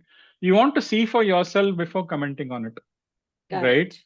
And Right side of the story. I mean, even from a polar bear standpoint or anything else, right? Or any other animal or species, I think, uh, like I was saying, like the 40 odd or 50 licenses to kill a muskox in a year or Mm. something like that, right? Which is fine because if they are breeding at that rate, I don't think you're going to run out of Correct. You're muskoxes at right. any You're point right. in time. Here it is like, yes, I mean, there would be questions, but I think if I look at any of the other large scale meat industries, there are bigger concerns there than, anything that is more Yes. organic and harvested Mm. in that true sense. Focus in the right places, please. Mm. Yes. Mhm. Very true. Tell me now, so you've spoken about, your expeditions in the Arctic and the Antarctic. How different is it, life in Arctic versus life in Antarctic? And not just like one has polar bears and the other one has penguin kind of Mm. things, huh? So I think one thing is Revati is that a lot of people, I mean, when I was younger, obviously you backpack Europe, do 20, 30 countries, and you're like Yeah. taking off certain, doing country counts and so on. But I think some of the best wisdom comes from older people. And in my Antarctic expedition, I think apart from the guides, I'd met about every ship has about 40, 50 CEOs and so on. Hmm. And a lot of stories you hear because they visited these places before is how things have changed. And if you want to document change, you have to visit it a few Yes. places. So for me, while I have visited over 100 countries, Iceland I've been going because it's my gateway to the Arctic every year for the last 12 years, right?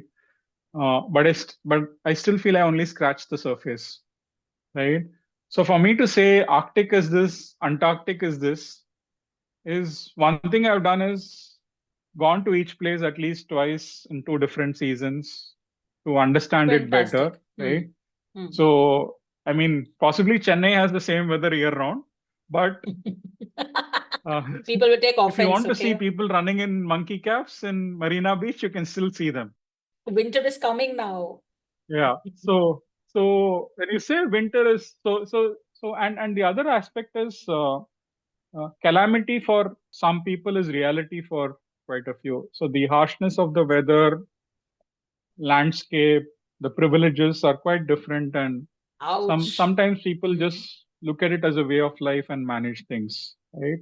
So resilience, as you call it, and grit, as you call it, when you talk to children, if Hmm. what is the quality that you would want to imbibe. I think Hmm. that is something that you observe when you visit in harsh weather and places which have lack of resources. And in that sense, if I look at, say, even the Arctic, right, there are people who are living there, right?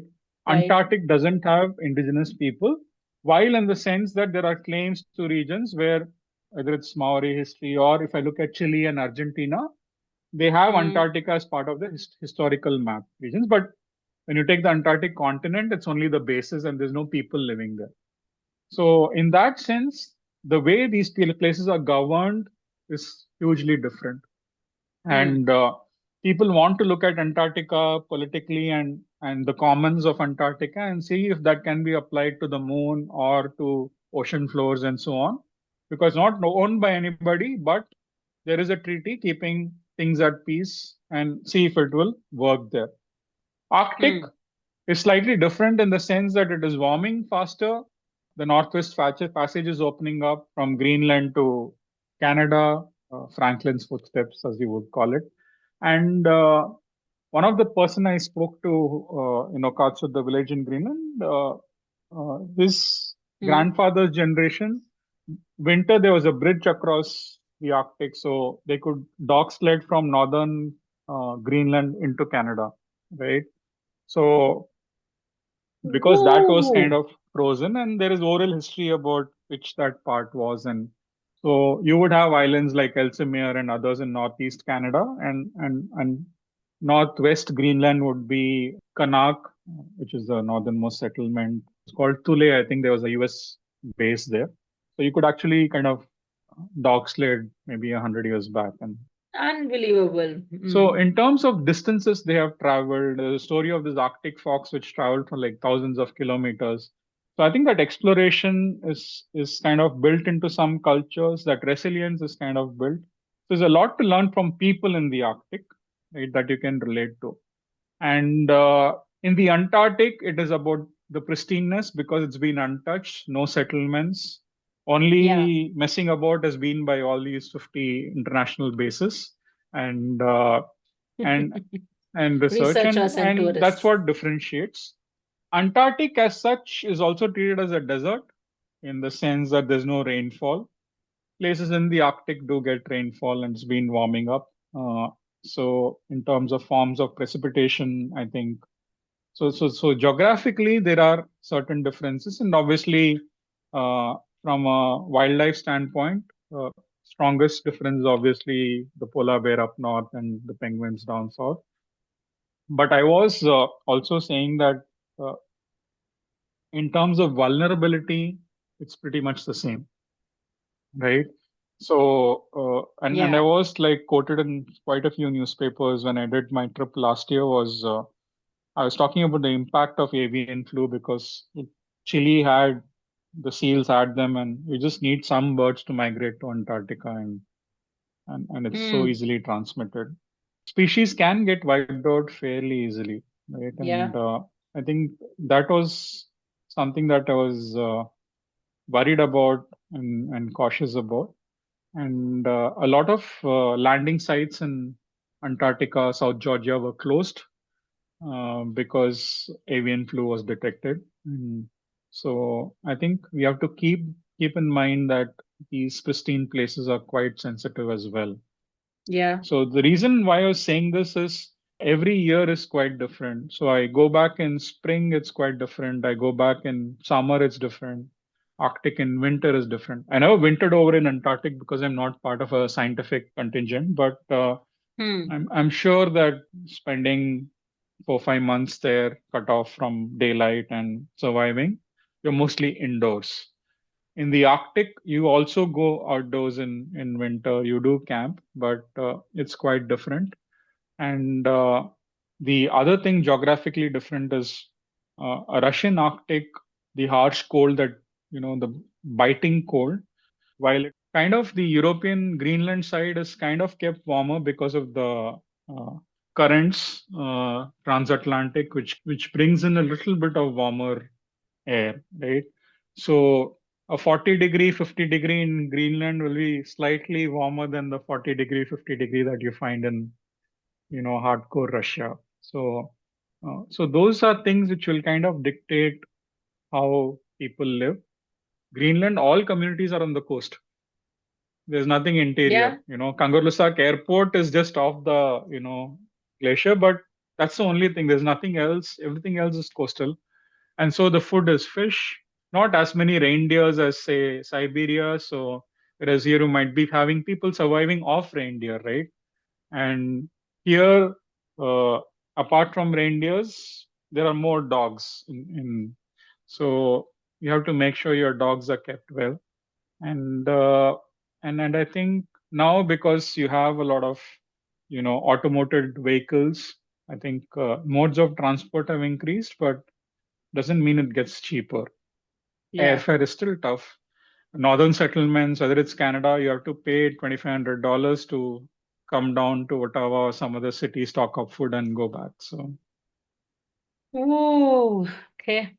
tough. Tough, tough. How different are reindeer sleds versus dog sleds? Have you Reindeer been in sleds reindeer more sleds? it's more touristy that I've been in. So Oh, okay. I never stayed. I've met reindeer herders, but I never lived with them long enough to look at it. But while people walk, the sleds are used for kids and transport more than ferrying luggage. Yeah. They're supposed to be like Yeah, slow-mo kind of transport things. luggage than Hmm. actually people, right? So in that Okay. sense, I have to truly, I mean, visit. But these days, I think a lot of them have vehicles which are typical skidoos and run on diesel, and shorter distances, it's easier for them to possibly use that. My God. So you've been traveling, since early, 2011 onwards is what you're saying, the first time you went, versus you've been going every other year now. Every year, you've noticed personally a huge difference in the climate? Definitely. I think in terms of it's how you interpret it, right? So when I was studying in Antarctica, the East Antarctica ice wasn't going down, but that doesn't mean that same was true with West Antarctica. So when I look at countries, I also often treat them as regions, right? So some regions, change a lot more faster than some other regions, but they might belong to the same country, Yeah, right? correct. That's true. But Good definitely, point. you see glaciers calving, icebergs melting. Those are all there to view. The other thing that you can judge is behavior, right? If I take polar bears in Churchill, because they're kind of endemic to that region, how their life gets affected is, let us say the mom is pregnant, goes to the den, has a cub. There's a cub of the year, comes out in June, right? His mom has not eaten anything since the previous winter. And it is waiting for the bay to freeze in, say, October, November. Maybe 20 years back, the bay froze in September, right? Now it is not freezing till end November. Wow. So almost So like 2.5 months more So, of so the hunger. mom is hungry for 2 more months than usual, right? Which will directly impact the cub as well. Yeah. Males, they are just waiting to kill the cub so that the mom goes into heat and mate, like with lions or any other species. Yes. And if you see behavior in some other places where certain species come to villages more often because they're not finding food. Typically Food. leopards, right? So they don't have natural food available outside, they start raiding the villages, right? Yeah. So you will observe different forms of behavior, and you see those changes. And you also saw temperature soaring, where you have every year having a 25-degree, 30-degree heat waves in Europe, hitting 25 degrees in the Arctic. Mosquitoes, Greenland in summer, I almost had like every camera photo had some mosquito in some. Yeah. I've heard you always have to walk with that face net Yeah, kind. It's that you get crazy at that. times. And you might have invasive species which might cause harm in Antarctica as well if they tend to migrate because it's Right. warmer. So, is there chances of them going? So, you're constantly observing, you're evaluating. Yeah. I think, So many different points you have told, man. It's yeah. very, very fascinating. So, I think you'll have to see how these things impact animals, and sometimes you see the symptom first than the actual problem, right? So symptoms might be in the form of animals or birds or something else, and how their behavior changes. Yeah. So you go about it. Wow. And I think the other thing about research is, say, the best avian flu scientist might not be a penguin scientist, who might be maybe from some other species of bird, right? Might be in the tropics. So I think that analysis or interdisciplinary work or trans geographic collaboration is important for us to Yes. understand things better. Holistic picture. And that's why you try to bring in polar education and climate change back into the classroom. So here, obviously, because of COVID, the CBSE curriculum had to remove some of the topics and so on. And so when you bring it back, I think it has to be a lot more holistic in nature. I think that becomes important. And so it starts there. I mean, for kids, Lovely. it starts with telling them the polar bear is dark in color. That It's itself is shocking. That Yes. itself is shocking. And then you say, the hair and the follicles kind of reflect the light and it appears white and cream and so on. But it kind of removes the kind of stereotype that you had and Yeah. wonder what's going on. There is not a single picture of a polar bear which is not white, I think. Yeah. So unless you like kind of shave it and it looks like a bear without the hair, I mean, difficult to prove to them that hey, it's dark Fascinating, in no? color. It's a great point to start a conversation with kids, with adults as well. Absolutely. It's really a fantastic, trivia point. Wow, my God, this is crazy. Just so, what would be your the highlight, one highlight of Travel? what do I say? Arctic and Antarctic? No. Just Arctic and Antarctic. We are still I I'm think very excited about your. from places, I think Greenland is close to my heart. Done Oh. about 3 trips there, and I went to that settlement which I stayed in 2012. I went back 2022, exactly 10 years later, to see what had Mm. changed. It's still the same size, maybe a couple of huts added, just running water. Big plus point. Yeah. While the bigger towns had changed, they've grown bigger, but some Mm. of the settlements which are remote were not grown that big, thankfully. And sometimes you like these are places which are home away from home. Once you go there, there's a sense of peace and feeling comfortable spending how much ever time you want to there. And like I said, there are about 20 to 30 places or countries that I have visited at least twice or thrice. The only reason which is stopping me is the cost and the visa barriers. Same with Antarctica. I think I would definitely want to winter over there at some point in time. Even the Ross Sea side is so different from the peninsula side. So for me, I think Antarctica as a region and with its history, the names like Deception Island, the sense of there's an aura around it. Fascinating, right? Like Yeah. it's a whaling station and the volcanic region, you still have some thermal activity and one of the fissures, which is called Neptune's Bellow, erupted and Fascinating names. This Deception Island is that volcanic one which is shaped like a horseshoe, yeah, right? and you need to be a little lucky to enter Deception because so there's a lot of ice floating at the entry point, then you can't get into You Deception can't. Island. So you'll have to Oh, time it well to actually go there and natural barrier kinds. yeah. So Wow. it's kind of like the awe of exploration. Me being a visual person, I think uh, those triggers, I think that heightens. I mean, ultimately, it's about satisfying your senses. And I tell that jokingly to people as well. I mean, well, I'm not that religious. I've been to a lot of temple and stuff, and I've done all treks, Muktinath to whatever else. Hmm. Badri, Kedar, and Tibet, and so on. And but I never necessarily Hmm. go to the religious points. But most of these places, there are energy points, like with Iceland or anywhere else, magnetic waves, which make you feel good. Yeah. Everywhere there's a carving of an iceberg or glacier. All the trapped oxygen releases, and I think it gives you a high truly. And it's a physical, biological phenomenon. So you feel good because these things happen and the fact that people recommend you to do it is because it makes you feel good, right? So and I observed that in most places. So you sit in front of in one of the communities in say Greenland and just wait for the icebergs to pop and you get a rush of oxygen. It's just brilliant.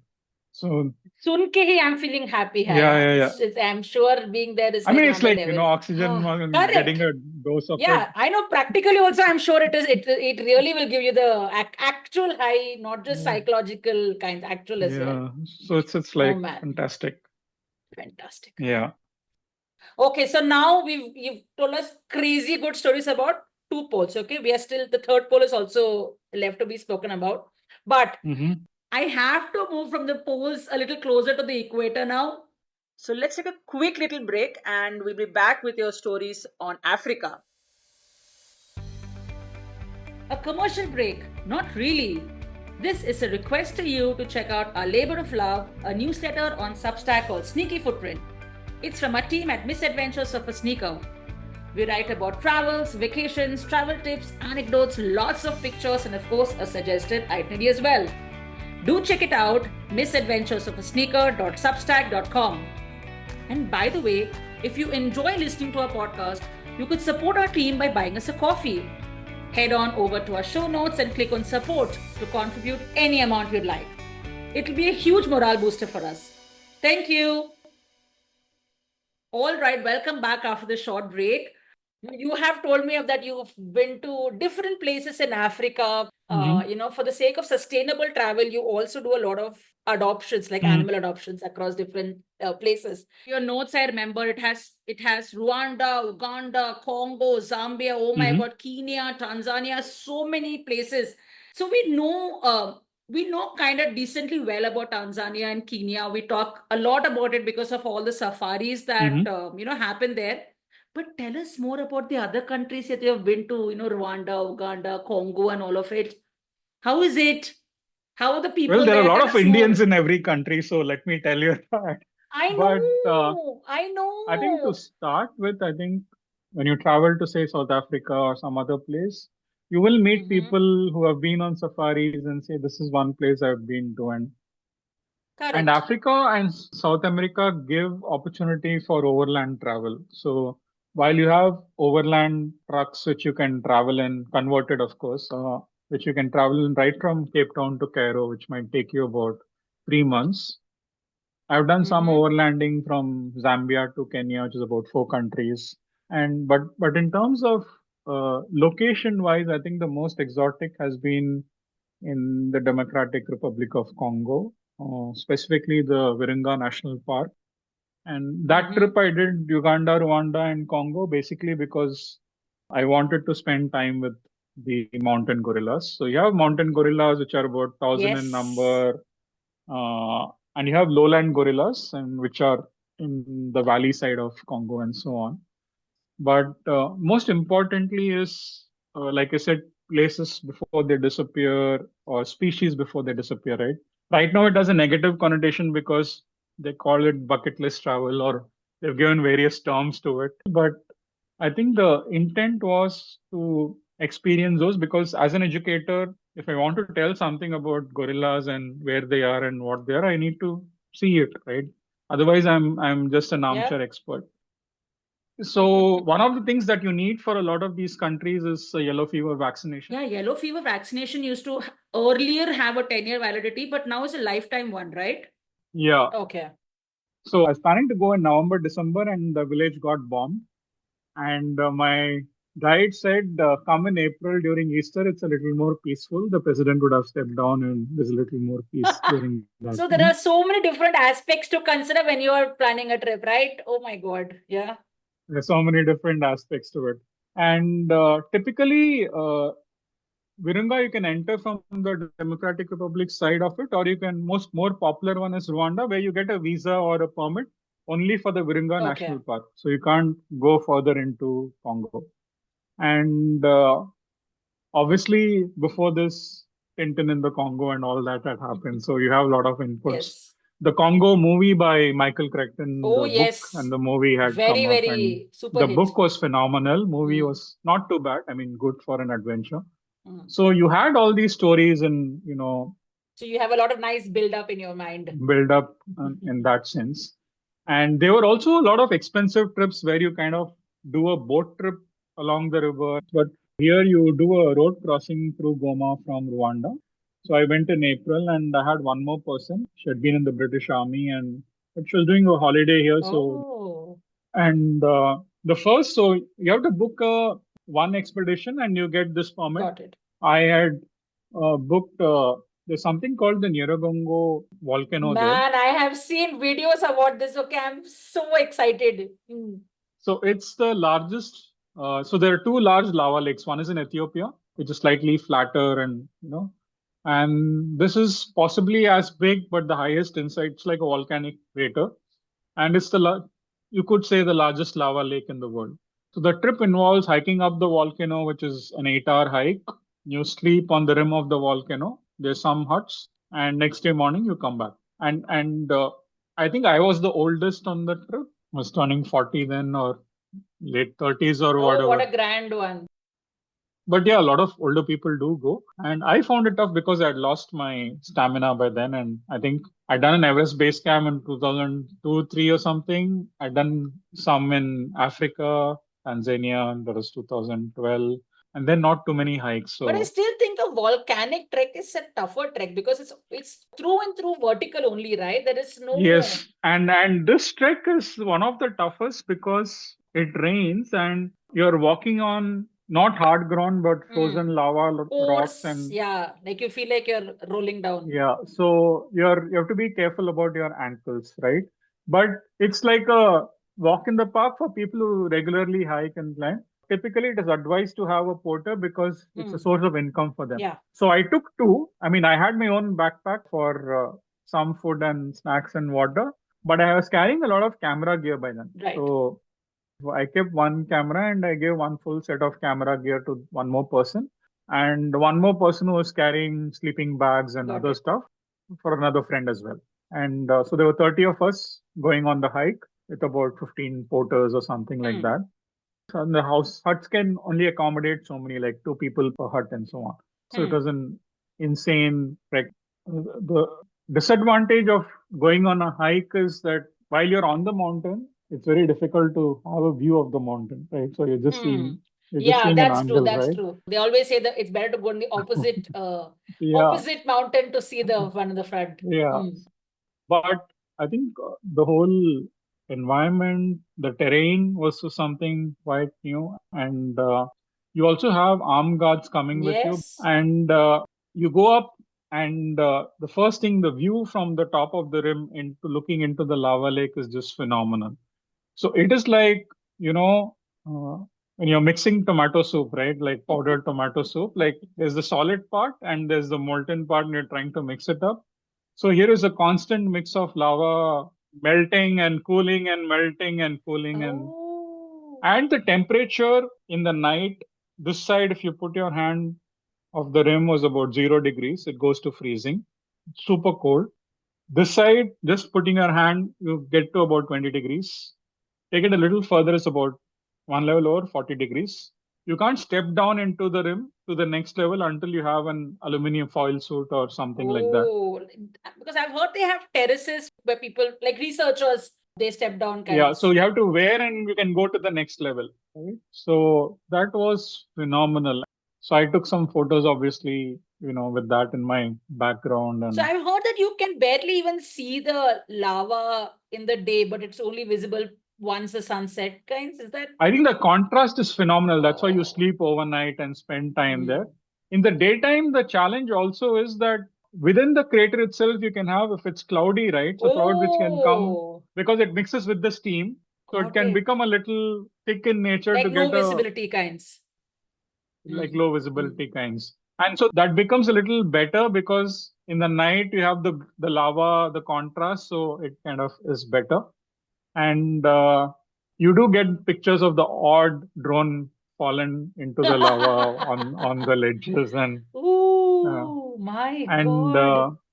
And that was phenomenal. You'll have that like block, block, block, block, block, block kinds happening. Yeah. So I have like an hour of footage of the lava lake, and it's just phenomenal. What are the sounds of a lava lake?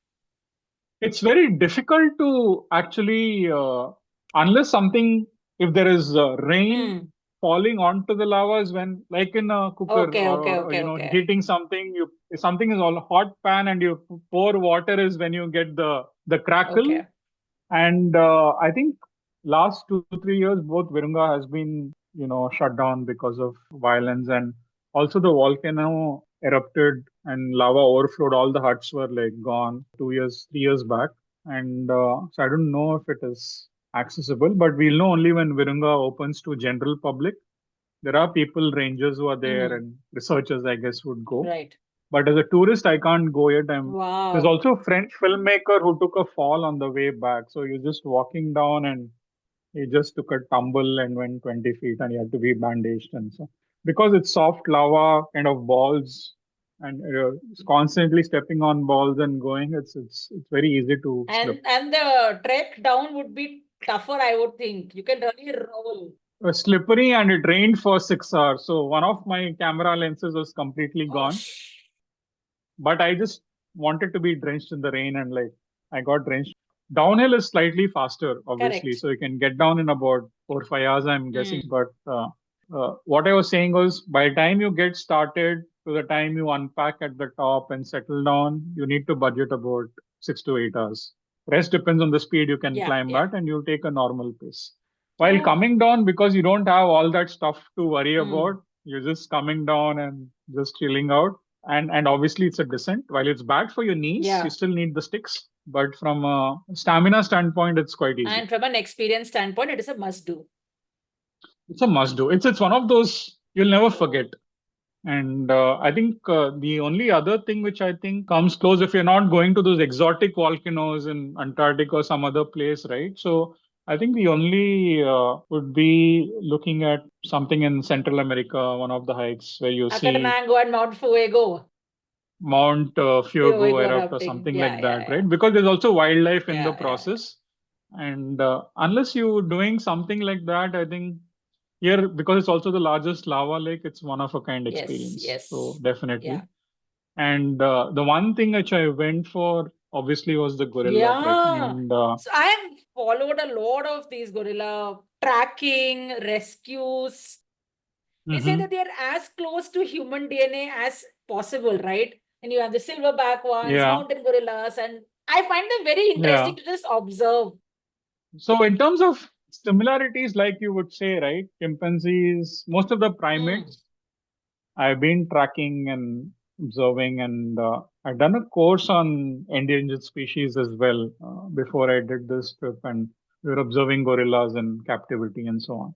But I think obviously closest to genetically closest, I think are bonobos in interior Congo, but I think all the others, the gorillas, chimpanzees, and orangutans, kind of exhibit different behaviors that you can relate to. Gorillas in particular, because of the size of the herd, unlike elephants, where it's the matriarch, here it's probably the patriarch, which is defending the Oh, family. okay. And they kind of also build nests in places where they, during their roaming. So every place they visit every 2 nights or 3 nights, they build a How does nest. their nest look? So it's kind of like what you would do with an igloo. So they kind of Okay. have leaf and branches broken, and they create A that kind of a wall space. kinds. Not more so much a wall, but kind of marking that Hmm. space, kind of a thing. And I'd also visited the Ugandan side. You have the Bwindi Impenetrable Forest, which I had done just before It's that called trip. the impenetrable forest.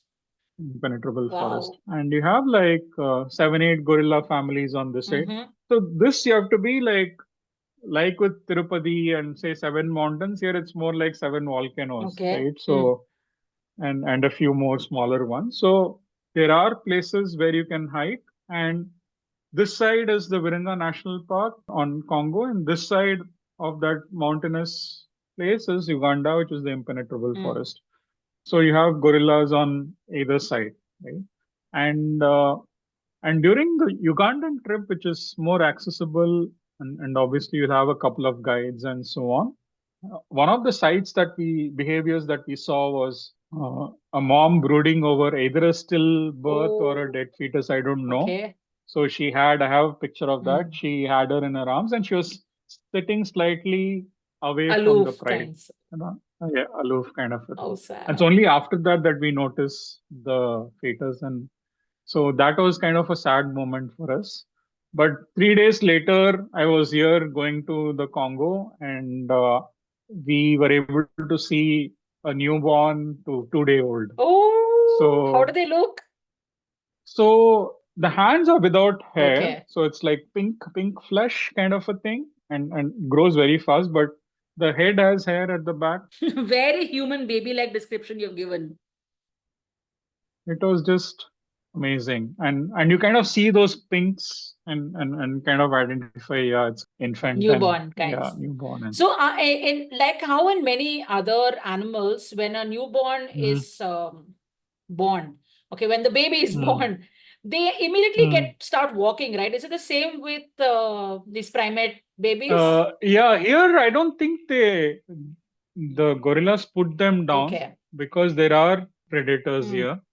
And the other thing is, in terms of there are also human and other causes. So the situation in Virunga is possibly the most fragile in Hmm. that sense.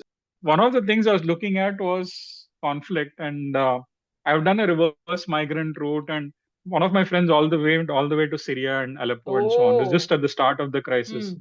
But for me, with a Schengen visa and brown skin, where you are visa dependent, this was, I think they stopped me once at Greece and once in Turkey or wherever, Hmm. right?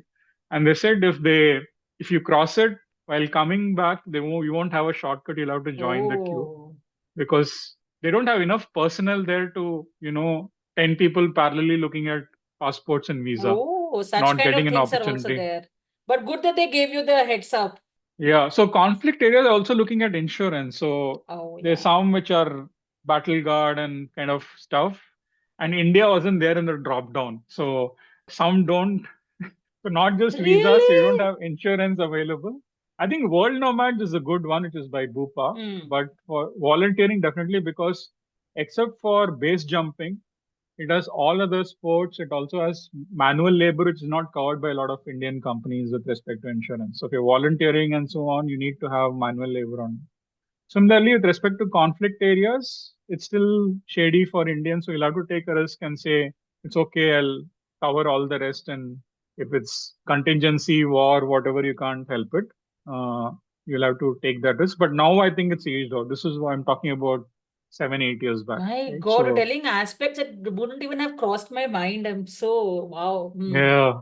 So imagine in that trip, there were four of us. There's a Indian couple were living in the UK, who doctors who travel a Mhm. bit. And I was traveling with a couple who's from Europe. And so there were three of us, and we had six guards to protect Oh, us, all armed. all armed. And there were a couple of gorilla trackers. Correct. Hmm. And so just for the three of us, you have to have 10 people or 9 people, part of that whole retinue, right? And the reason why it is sensitive, obviously the volcano can erupt anytime. There is Ebola in that region. Hmm. Wow. COVID had not yet come in, Hmm. but you had the usual other Yes. diseases which you are inoculated Hmm. for, right? Yellow fever and other Correct, stuff. correct.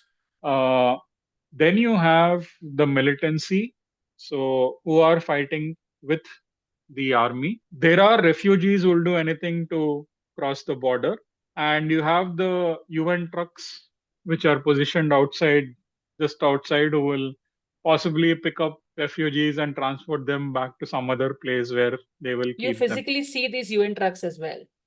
Yeah, Oh. yeah. And then you have the gorillas, and you possibly have not that many predators because lions are somewhere else, and Mm-mm. likewise with leopards, and obviously all the other mosquitoes and creepy crawlies and so Correct. on. Hmm. So that's what makes it exotic. And the only place possibly dense jungle where, like with Indiana Jones, I had to kind of hack my way through. Here it was like I'm walking, and What do you keep in your hand? Like a wooden stick or something every more? other person gets a blade. And Oh, almost like a sword. yeah, so you have to hack your way through. Oh. And if you're the first, second, or third person, you definitely need to hack. What do you wear? So neutral colors, gray, brown, and so on, full arm as much as possible. And there are two, three, I think while in Zambia, I got this thing that camo wear is not allowed in some countries. Because only the army is allowed to wear camouflage. Yeah. Like you find all these photographers wearing Yeah. in India, you can't Yeah. do that. Because there. you can decathlon, right? So Yeah. So most of the other places you can wear camo, but Mm. 2, 3 countries. So I followed what I had in Zambia and said, let me be on the safer side. Otherwise, That's somebody right. might just say it's not allowed in this country. Correct. Right. So dull brown, gray, whatever, green. And So like large boots and all that required? boots, yeah, hiking boots. I Okay. didn't need big boots for that because while you have snails and slugs and other things, leeches, it's not that wet that Okay. season at that point in time. Right. But like with Indiana Jones, you have all those creepy crawlies like worms Hanging from trees and all of those things? and on your back. So if you've done like a kilometer of walk, you would have at least something that you'll have to keep brush your brushing. shoulders and use a sword and go forward. Wow. Yeah.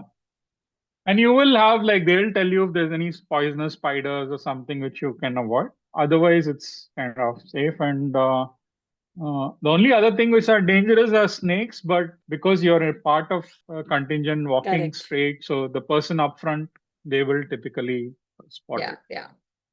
So in that sense, this was truly exotic. And once you approach the gorilla family, you spotted a family quickly? Yeah, because you kind of these trips are done every day or every other day. Okay. And either they will be in the nest because the rangers of Virunga, right? Virunga needs about $1 million every other season to keep it running. Oh. And the survival rate of a ranger is very low because DRC also has a huge population splurge. Each family has like 5 kids or 7 kids. Okay. So one joint family had like almost like a classroom had like 21 kids in. And you will have two rangers, and the women rangers, they'll do a phenomenal job. Like they run the family as well, right? So I think tourism is important for them to sustain the park. Otherwise, you're on the, you still are waiting for some benefactor and CSR activities to happen, right? Yeah. For the donations. So these rangers are like pros at tracking gorillas? Yeah. And they'll also see if if they find a nest which has been left, then they try to track the gorillas from where they slept the previous night, right? And some they kind of monitor more frequently because the gorilla family might have had a new birth, so they want to make sure the newborn is safe and so on. So they might monitor even when there is no tour going on, right? So that would be possible. Tell us about the gorilla family that you met. I think typically it's about 3-4 females, maybe about 2 of them moms, and you will classify them as infants and juveniles and subadults and adults. There could be more in like between. Like how we have all the play school, kindergarten thing for us. Yeah. So absolutely. And infants, like, right from newborn to a year old, and after that they start climbing trees any which way. So the juveniles are the ones which are most active playing around, and they would be, typically biting the shoots and jumping around, fooling around. The silverback, the big one, typically who's possibly the leader, would sometimes be taking rest.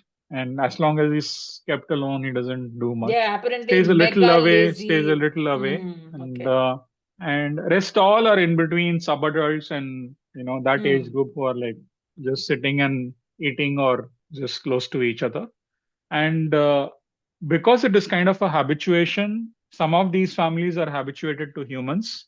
So as long as you don't do anything funny, they're okay with it. And some are playful. So there was this subadult gorilla which was like, chest thumping and wanted to play.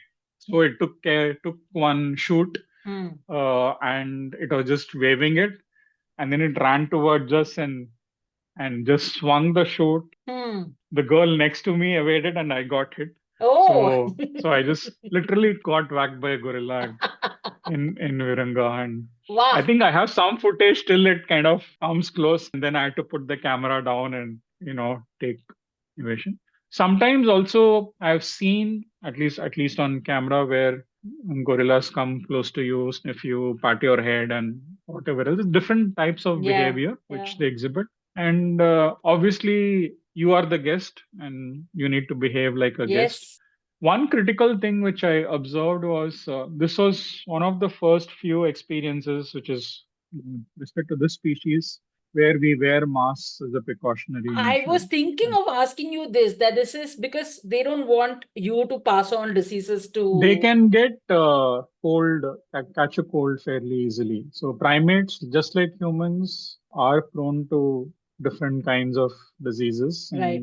And they're quite strict about making you wear the mask. Yes. Now it has become common post-COVID. But before COVID, I think, just like I said with DRC, they inspected your yellow fever card and make sure you put on a face mask. I think that was standard practice. Okay. And those are things that you observe and you possibly kind of carry back home as well. Because it's not about you catching something, but you giving something. Yes, 100%. You can be a career as well, right? Yeah. And just like another moment from school with Indiana Jones, like you just feel that you're out there. Yeah. And possibly one of the exotic experiences in the wild. Definitely. Oh my God, I would have loved. I generally love observing monkeys, because they are just so so similar Hmm. to us. My granny used to tell something like that. They are so intelligent that when we travel by train, we Hmm. have these, on stations, we have these places where water is dispensed, and they know how to open the tap. They'll open the Hmm. tap and drink water, but they will not close the tap back. So how naughty are Yeah. they? I think that's true here as well. I mean, it's like normally the juveniles and some Mm, of them need to be disciplined, right? So you actually see the moms disciplining the juveniles at points in time, and that's quite common in this species. And with chimpanzees, you have habituation walks where you are typically mostly in orphanages, but these might not be released into the wild. Some will okay. be slowly released into the wild. But for gorillas, it's their home, right? Mm, And for silverback gorillas, this is the last place or refuge. So you have Uganda, you have Rwanda, and you have the DRC, mm, and that's about it. And nowhere else do you find silverback or silverback. mountain gorillas in the wild. If you want to see a family of 15 or 20, These you are the have only to go here, places. and Mm. Wow. Oh, that's for sure. fascinating. Oh, I love Yeah. the idea of sitting and you get time to like just stand and stare at them and You have observe like their. I think the time has varied because Mm, to be fair, gorilla permits mm. Congo was 450, 500. At that time, Uganda was around 600 or 700, and Rwanda was just increasing it to over $1,000. This is to spend a day at the national park, is it? You will spend possibly 1.5, 2 hours with the gorillas. The hike depends on which family you're assigned. So it Okay. might be a 1 hour travel to just get to the family and 1 hour back, or half an hour to the family, half an hour back. And you are escorted in a armed jeep where That's right. you are two people and you have six guards in the jeep. Crazy. You are part of a jeep which has Mm. at least four armed guards apart from the driver. So it has to be expensive. Yeah, it has to be expensive. And I think you shouldn't bother about the cost because it is going straight out into the To national park or conservation. to the Yeah. guides or into conservation. So Yeah. I think I agree. that's Yeah. one. And the other thing, I think Amazon is something that I went last year. Which country? So start with the Andes, but I think starting point for Amazon there was from Bolivia, so the Mm-hmm. Bolivian side. I Mm-hmm. went to the Peruvian side, and I'd been to Brazil before during the World Cup, but this was something exotic for me as well.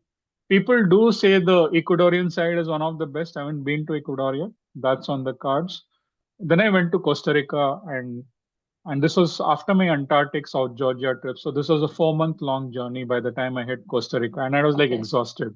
Uh, and I have this thumb rule that give at least 1 week for a small country, 2 weeks for a medium sized country, and 3 weeks for a large country. If you Okay. want to kind of see or experience it, and obviously Bolivia because you have Uyuni and the salt flats, other things to see. I had just Yeah. given about 3 days for the Amazon.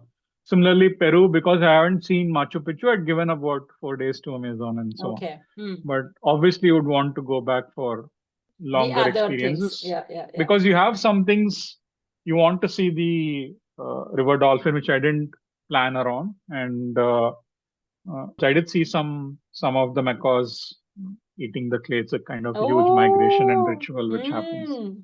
in Peru.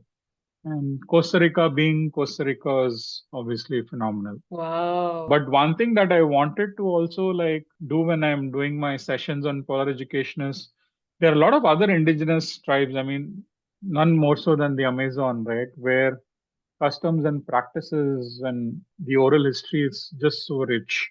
And obviously Tintin is always there, Prisoners of the Sun and others. And I love how Tinder is like a constant I mean, companion most to comics or you. novels are true as well, but novels you have to visualize Tintin. Mm. It's already visualized for you. Yes. Yes.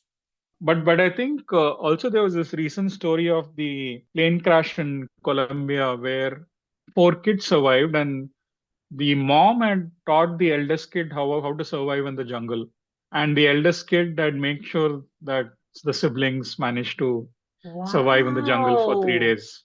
So just look that story up. The Yes. Colombian, it came out about 2 years back, if I'm not wrong. So I use that example to actually say how indigenous knowledge and wisdom is actually important I mean, there are other ways to kind of survive, but don't underestimate some of those skills. And Definitely.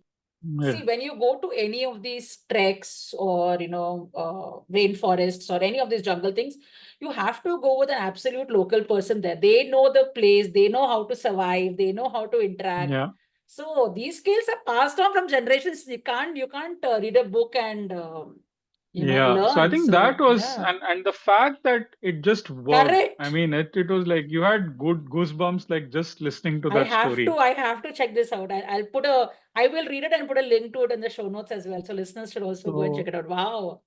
and that kind of same thing with India, right? Mm. With Nepal is reeling from floods now. Yeah. Same like Uttarakhand. So I think the challenges in terms of being able to, and you speak about conservation, it's about living off the land as well. Mm. And for me, conservation was uh, obviously I've been flying a bit. Europe, I could do only by train. I didn't have to fly. Mm. Africa, I did my best to overland, but even there, I faced detention in Malawi because the Indian embassy ran out of sticker visas. They gave me a letter. Okay. And so when I was crossing over from Zambia to Malawi, apparently the letter is not valid in road Oh crossings. God. It is only valid in airport Then entries. how did you manage? I said I'll get the visa from the capital city. So they let me go. And unfortunately, by the time we hit the city in the truck, I think it was a Saturday, Sunday. So obviously, Oh. embassy was closed. It was only 5 days of Malawi. And the next day was we were crossing the border. And I still didn't have a visa. So there I went seeking and they put me in detention and said, yeah, wait till whoever the supervisor is who comes. By the time my guide had come and brought in a couple of his friends, and they said, "This is blah blah blah," and I told that this is the letter. They said, "Yeah, but still you should have got it," and whatever. And then eventually you end up paying that $50 for the visa, and I got the visa for 4 hours basically because then I was crossing the border. Oh The thing God. is, like sometimes your mobility is a problem, even though your intent is to, minimize your footprint, right? Yes. And a lot of times because you don't have multiple country visas. So the reason I've just done a day trip into Botswana because I could at that point, but otherwise Botswana visa is difficult. I'm yet to make a trip to Botswana and Namibia, both of them as well. But all the other countries seem to be becoming a lot easier. Mm. And so I do overland by bus or train as much as possible. Where it's not possible, obviously you fly down. Yeah. How do you offset? One is typically carbon offset, as the transport companies say, is not doing much, Mm. but that's the least you can do. Now they add a biofuel component or whatever to the Yes. fare, which you can do. But I think one of the things is a lot of countries where, just like blood diamonds, where coltan was being mined in the Congo and other places, right? But all these mobile companies. I still have an Android phone just for that sake because some of the other companies weren't above the board when the mining was happening. So I think the offsetting has to happen in that country. So the two ways I could see it happening was obviously make sure that the trips I booked, which I could book, were supporting the locals, which is common now. But 10, 15 years back, you have to really dig into which is ethical, which is not. Correct. Correct. The second is any afforestation practices. So you work in the farm or you go for volunteering and you spend some time there actually doing labor. But for any volunteering, you need a volunteer business visa and not a tourist visa, right? So Zambia, I went for a lion conservation project. It was through African Impact, and they seem to be the most ethical ones because some of them they send it to gaming farms and so on. So what do you do at this Well, place? that's an adventure in itself. But supporting, you would teach at the school. You would work in terms of enclosure maintenance and so on. You also assist the Zambian Wildlife Authority and the Road Authority to do fire breaks. So along the roadside of the highway, couple of meters in, you set fire to make sure that everything is dry and there is nothing that can catch fire accidentally, right? So something that's already burnt will not get burnt. Yes. Yes. Correct. That's the easiest way to break fire. Correct. So sometimes volunteers assist to do fire breaks in the dry season or autumn. You can avoid forest fires. Then at least that Yeah, area yeah. is safe, right? Fascinating. I was actually going to ask you, did you see any forest fires through all your different travel? But this is a very good point. Yeah, and also the other thing is you also do some de-snaring activities because they're still poachers, and sometimes people from the village put snares up in places where they shouldn't be, and so you're removing all the wires and snares, and again the wildlife authority can't do everything themselves. These are large pieces of land. So yeah. Yeah. And the best bit was the lion conservation itself. Like as a vegetarian, you're exempt from chopping meat, but food prep is the worst bit. So for adult lions, they need maybe 7 kilos of donkey meat every 2 days or something. Donkey is $150. Zebra is $750. So typically, if you get, we say a tourist fee is like $150. So if you get one tourist, the lion gets a donkey. You get 5 tourists, it gets a zebra. So transactional, that's so cool. And you also walk with the lions because you're kind of not teaching them to hunt, but see whether they can survive in a reserve. Because they will not be put into the wild because they have been habituated to humans.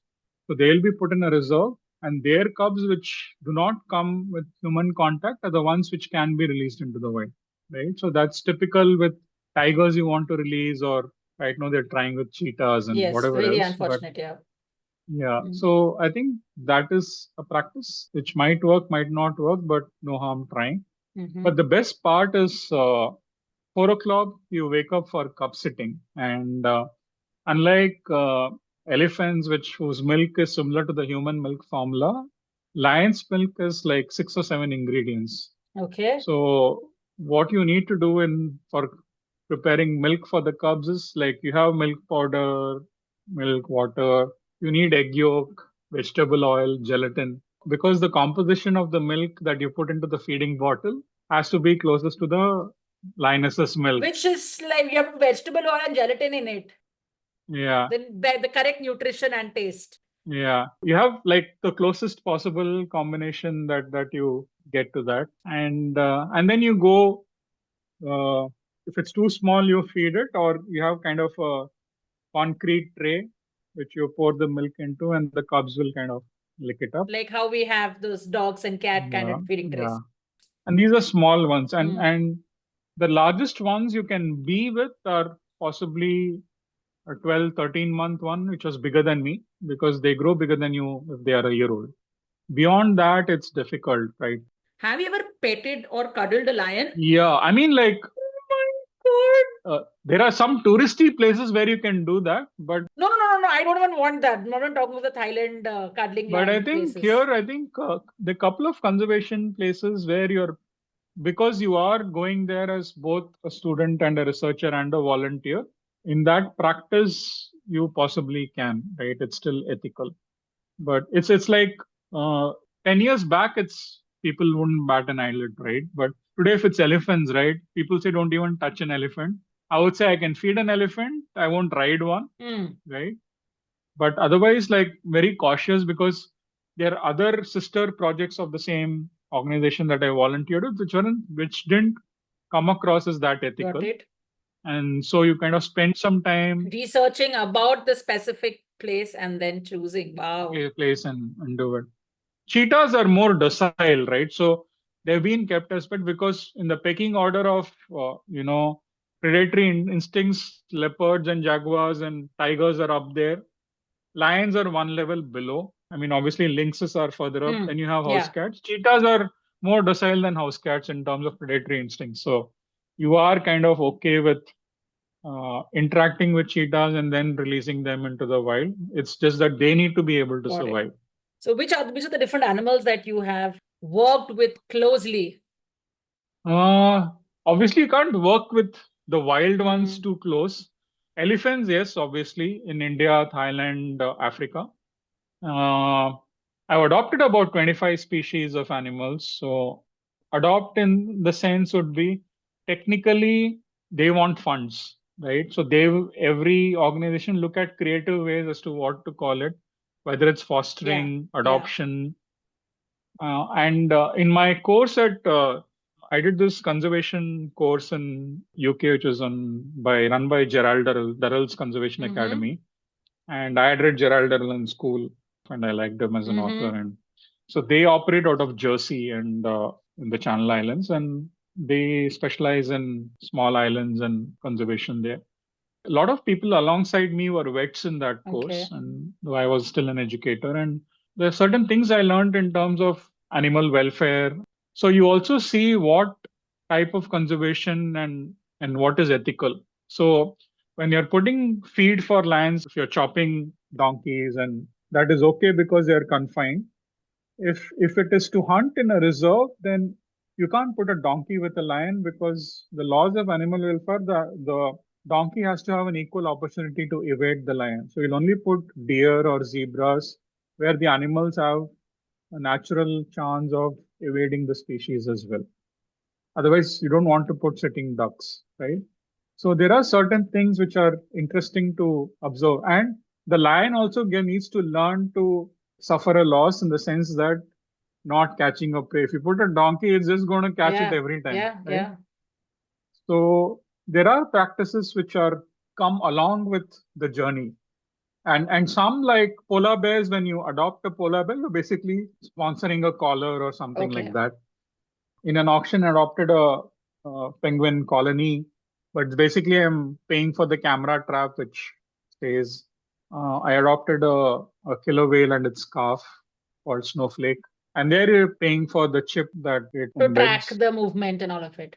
Yeah, so you get updates about what those animals are doing because you have the collar information. Or some animals which you adopt, you can revisit. Like if you're going to a typical Sheldrick orphanage in Kenya, they rehabilitate rhinos and elephants, no? Yeah. I love their Instagram page. They are so lovely. You know, all the stories that they share with all those cute elephants and rhinos and all that. I just love it. Yeah. So you can visit the elephant calf that you adopted after ours, and they'll let you interact. Their stories are fascinating. Absolutely. Yeah. That's something that you can do at a local level. And because these organizations are reputed, you know that either they'll put it back into research, or it'll last as long as your animal survives, and that's fine, right? So yeah, these are ways definitely to kind of work on your conservation. And obviously, you document it, come back and put it out here. And as long as you're not worried so much about income, like you're saying, like you need to possibly do something else mainstream to get that source of funding. But as long as you're spending it in time, such things, then those experiences are rich, right? So.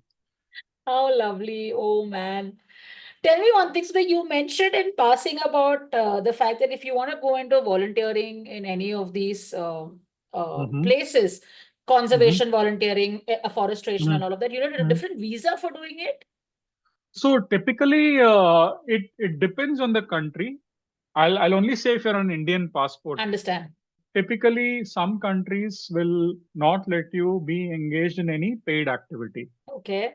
Recently, UK said as a tourist, you can do remote work on a tourist visa. Similarly, Canada, the polar bears, I go to a place called Churchill Northern Studies Center, where they have something called a learning vacation, right? That you can do as a tourist. So you're attending some classes, and it's also one of the cheaper ways of seeing a polar bear if you're staying for 5 days. So 2 days you go on a tundra buggy, 1 day dog sledding, 1 day helicopter monitoring where they are, and so on. And all this costs under $5,000 for a 6-day trip, right? And here you're not taking up somebody else's occupation. It's a learning vacation and you're there as a tourist. So you can still do it on a tourist visa. But wherever you're kind of taking up a livelihood of somebody else's, it typically comes as a business. You can't do it as a tourist, right? But volunteering is ideally for free, na? I mean, so these are different connotations. So these volunteering, one is free, which is very seldom. But for me, because education was my primary strength and core competency, if I was taking up an education project, I can do it for free. If I'm trying to play the role of a conservation person, who's ideally, if it's a vet, a vet would do it. Will be allowed to do it for free. Hmm. For me, it would be a paid gig even for volunteering because I need to pay for my. Typically, I would have funded it or raised funds and do it because I need to make the donation to have that experience. But in the absence of that, I pay say $1,000 a week or for 2 weeks because my accommodation and food has to be provided, right? And I can't say that I'll stay there and eat outside food. No, That's no, so unfair. correct. Out of question. So you're Yeah. paying for that in the sense that they are taking funds from you, but they're subsidizing the cost of stay and food in such a way that they say, okay, this is the equivalent. Makes So sense. we will take that donation of $1,000 from you. We'll put you up for a week and you get food 3 times a day and but you can volunteer kind You of. can Right? So that's a volunteer. paid volunteering. Yeah. But if you're really adding value, you can do the normal free volunteering or an internship for 6 months or longer duration because you truly add value. Fabulous. Okay. And this needs a separate So several typically countries. they market in as a VB or a volunteer business. Sometimes it's a Okay. business. Each country has its own a rule for this thing. that. Yeah. And some types of careers, if it's a wildlife photographer going solo, can still be a tourist. Correct. But you're taking a tour group, it's a different ball game in that sense, right? So you look at the country, what is it that you're doing there, and then accordingly you look at the visa.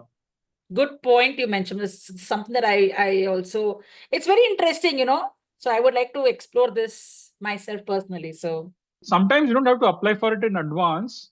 It just like with a US B1, B2, it comes together.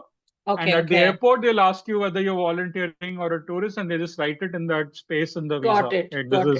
They put it as VB or. We'll have to take some paperwork that we are going to be volunteering there, kinds for something like this. Yeah. So the good organizations, if you're coming in contact with children or animals, you need a police clearance certificate, which I think is happening in India now as well. Very good.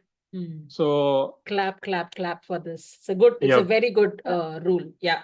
Yeah. I haven't gone to Africa post-COVID, and it's been either the Arctic or the Antarctic side where I've been focusing on. And like I said, I've been doing more experiential travel and joined as a tourist than a volunteer. So you can still do your turtle counts and polar bear counts and everything as a shorter tourist. Gigs kinds. Shorter gigs. Yeah. And the only other thing as a tourist you can do is like you have a typical zookeeper for a day, which is more kid friendly, I would say. Oh my God, Chari, I think we can go on and on and on. It's 3 hours now. I have not even started talking about the Indian expeditions, and I think we can do another 2 hours on that. And I think we have not done justice to Arctic and Antarctic. We should just do like a travel season with Chari. One entire season just with you. We can always do that. It's not a problem, and maybe do a kid specific one because I would love doing that. It's I think education and outreach is something that is close to my heart, and especially with respect to animals and conservation. So I think we can explore that at some point in time. My God, Chari, you're an educator, I agree, but such an explorer. Fabulous experiences, and the kind of observations you shared were just killer. I mean, as people get exposed to outdoors, they see certain tasks being performed. I think it opens up avenues for them as well. And when you look at an expedition, sometimes you have to be sharp on that front. So I don't ski, and I'm not great I can swim in the pool, but I can't do anything in the sea. So once I improve my swimming is when I go into the, more the coastal belts and do diving and explore that world, which I will do possibly in a couple of years. But I think the skills that you pick up as you grow or progress, right? I think just driving a 4-wheel drive, not a Jeep, but a safari vehicle, it's a good skill to have. Any skidoo or anything that works on ice and snow is good to know.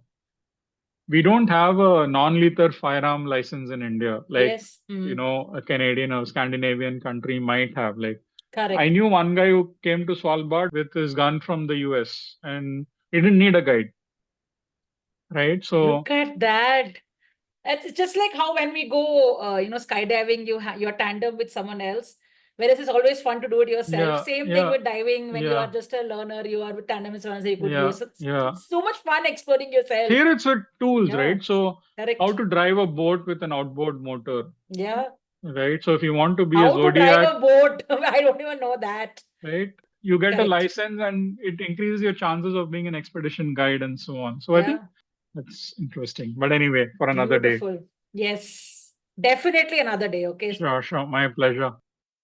Fascinating. I really had such a good time yapping. Most welcome. And it's a pleasure for me. I think I was zipped through the entire conversation and just staring at your listening The only to your time I'm an stories. extrovert is in the classroom. So, and occasionally online classes. So, All yep, right.